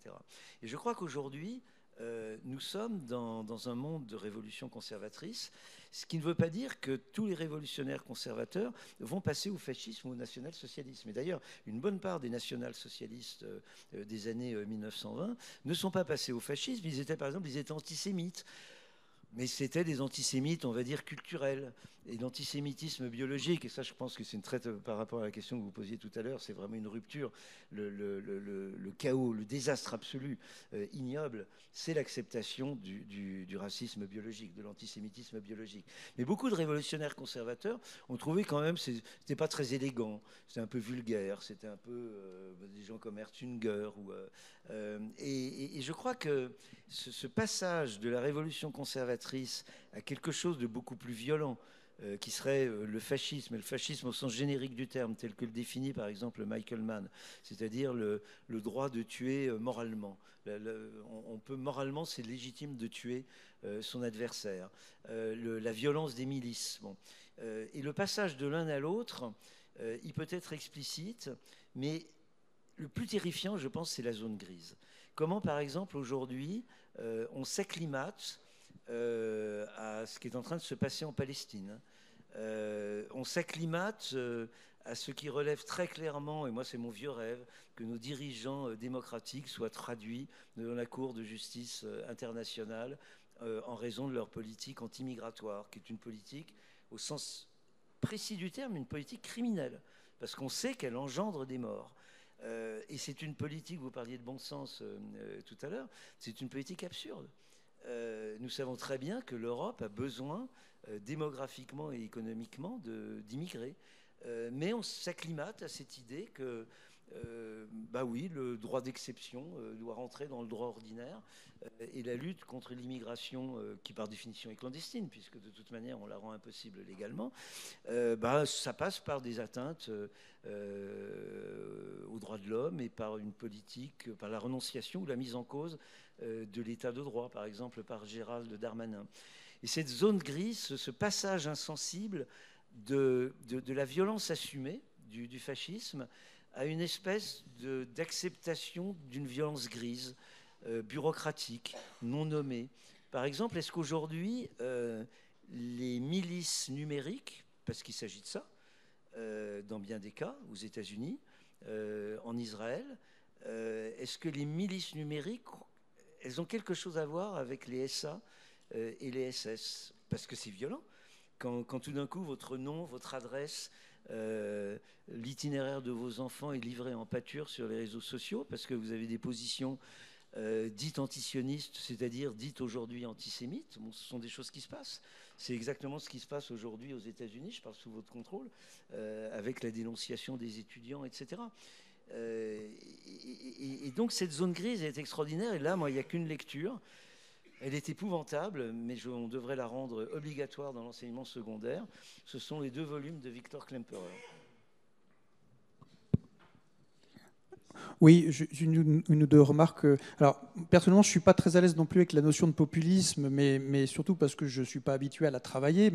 Mais par rapport à l'articulation avec la question du fascisme, je crois que ce qui est vraiment important, et d'ailleurs vous le souligniez, c'est qu'il y a une agrégation de mécontentement. Et en fait, là où les fascismes peuvent s'imposer, c'est quand ils arrivent à capitaliser et à sur toute une série de mécontentements qui n'ont rien à voir les uns avec les autres, mais qui, pour une raison ou pour une autre, ils réussissent à les agréger. Et alors, ce que je trouvais extrêmement intéressant dans ce que nous a dit Johan tout à l'heure, c'est qu'effectivement, on n'a pas ce processus téléologique absolument inéluctable d'un nazisme qui a un corpus idéologique très précis, puis qui finalement met en place pierre après pierre son programme pour conquérir le pouvoir, etc. C'est pas du tout comme ça que ça se passe, mais on voit bien, alors en Allemagne, là tu nous diras ça plus en détail, mais pour les États-Unis, ça me paraît aussi assez clair de voir comment quelqu'un comme Donald Trump, alors savoir s'il est fasciste, ça c'est encore un autre problème, mais il y a toute une série de caractéristiques qui l'y assimilent, ça me paraît assez clair. Mais il a réussi à capitaliser sur des mécontentements extrêmement différents et à agréger des publics extrêmement différents. Et je crois que c'est quelque chose d'extrêmement important, à mon avis, parce que là, quand on a toute une série de forces de contestation qui théoriquement ne devraient pas s'entendre, et qui sont finalement récupérés par un ou plusieurs groupements qui réussissent à les mettre ensemble. Et comme on disait tout à l'heure, une fois qu'ils ont le pouvoir, ils ne les rendent pas. C'est ça aussi le problème.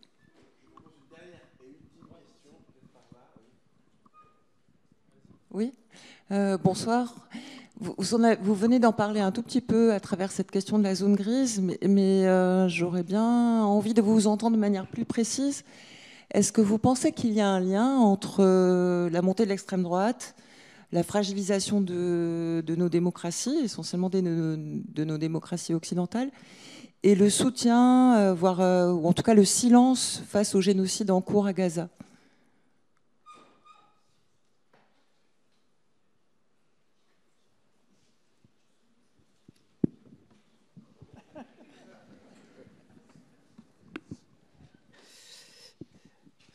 C'est une question extrêmement complexe et qu'on peut prendre par plusieurs vues. Il y a quand même, il faut appeler les chats parfois.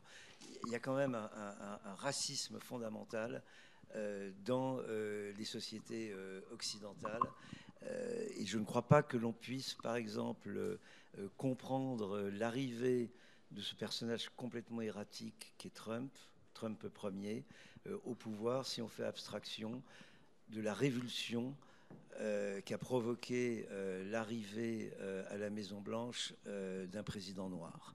Et ça, moi, je pense, enfin, c'est une question que je vous pose parce que c'est vous le spécialiste des États-Unis, mais je pense que le Trumpisme, c'est aussi la relation de dégoût d'une partie de l'électorat américain par rapport à une présidence exercée par un noir, dans une société qui reste profonde, qui à mon avis, mais c'est également une question que je vous pose, qui reste profondément marquée par le traumatisme de la guerre de sécession. C'est-à-dire, mutatis mutandis, je pense que la guerre de sécession est à la révolution conservatrice, voire au fascisme aux États-Unis, ce que, par exemple, la guerre de 14-18 a été au nazisme en Allemagne, et à la révolution conservatrice en Allemagne. En France, il me semble qu'il y a une remontée d'huile de la guerre d'Algérie, de la mémoire traumatique de la guerre d'Algérie, en particulier, et ça a été très bien montré dans un beau roman de Laurent Mauvigné, Des Hommes, parce que cette guerre a été une guerre de conscrits. Et que des milliers, je n'ai aucune idée du nombre, de jeunes Français, plutôt de classe populaire, ont participé à cette guerre, ont commis des atrocités, ont subi des atrocités de la part des combattants algériens, et on les a réinjectés dans le tissu de la société française sans aucun accompagnement qui valent ce qu'ils valent, thérapeutique, comme aujourd'hui on les fait depuis le désastre de la guerre du Vietnam. Et je pense qu'il y a une espèce de remontée d'huile dans la société française qui est sous-jacente. Alors c'est d'ailleurs l'une des hypothèses de Benjamin Stora, sous-jacente à la montée du Front National, puis du Rassemblement national. Et cette dimension, elle est importante. Or, elle est très liée à ce que d'aucuns nommaient la question juive.